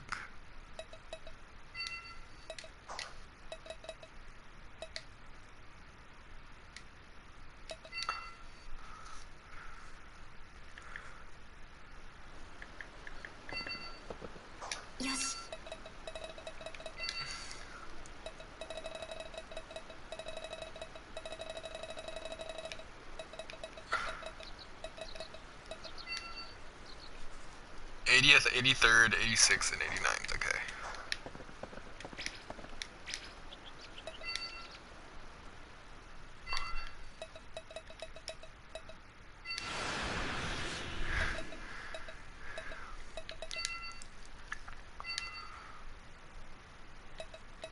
Apparently it's supposed to be like...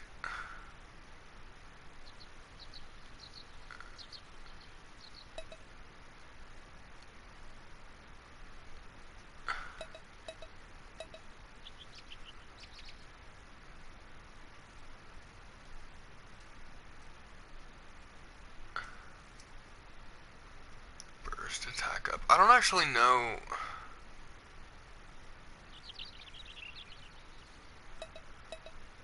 What a burst attack actually is.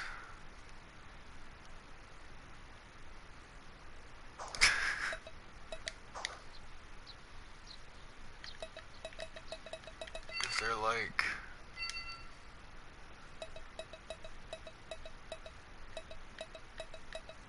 No, there's not.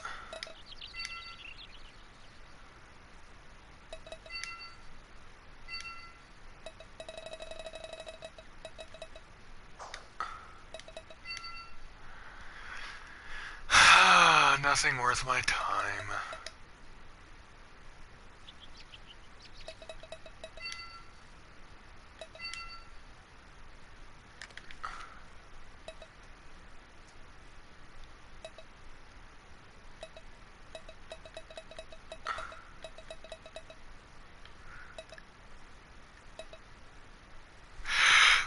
Excuse me, jeez Louise.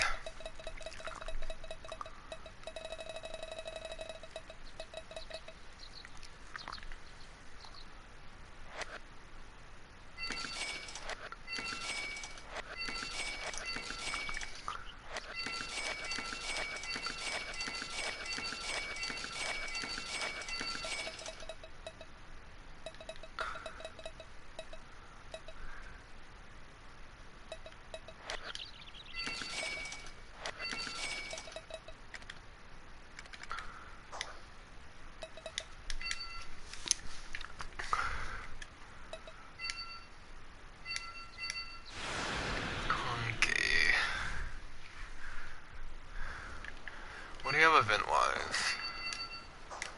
そうよね。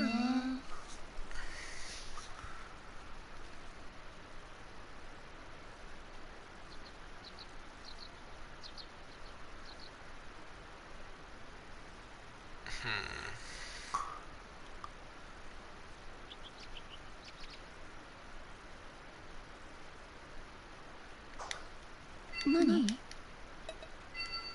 じゃあね。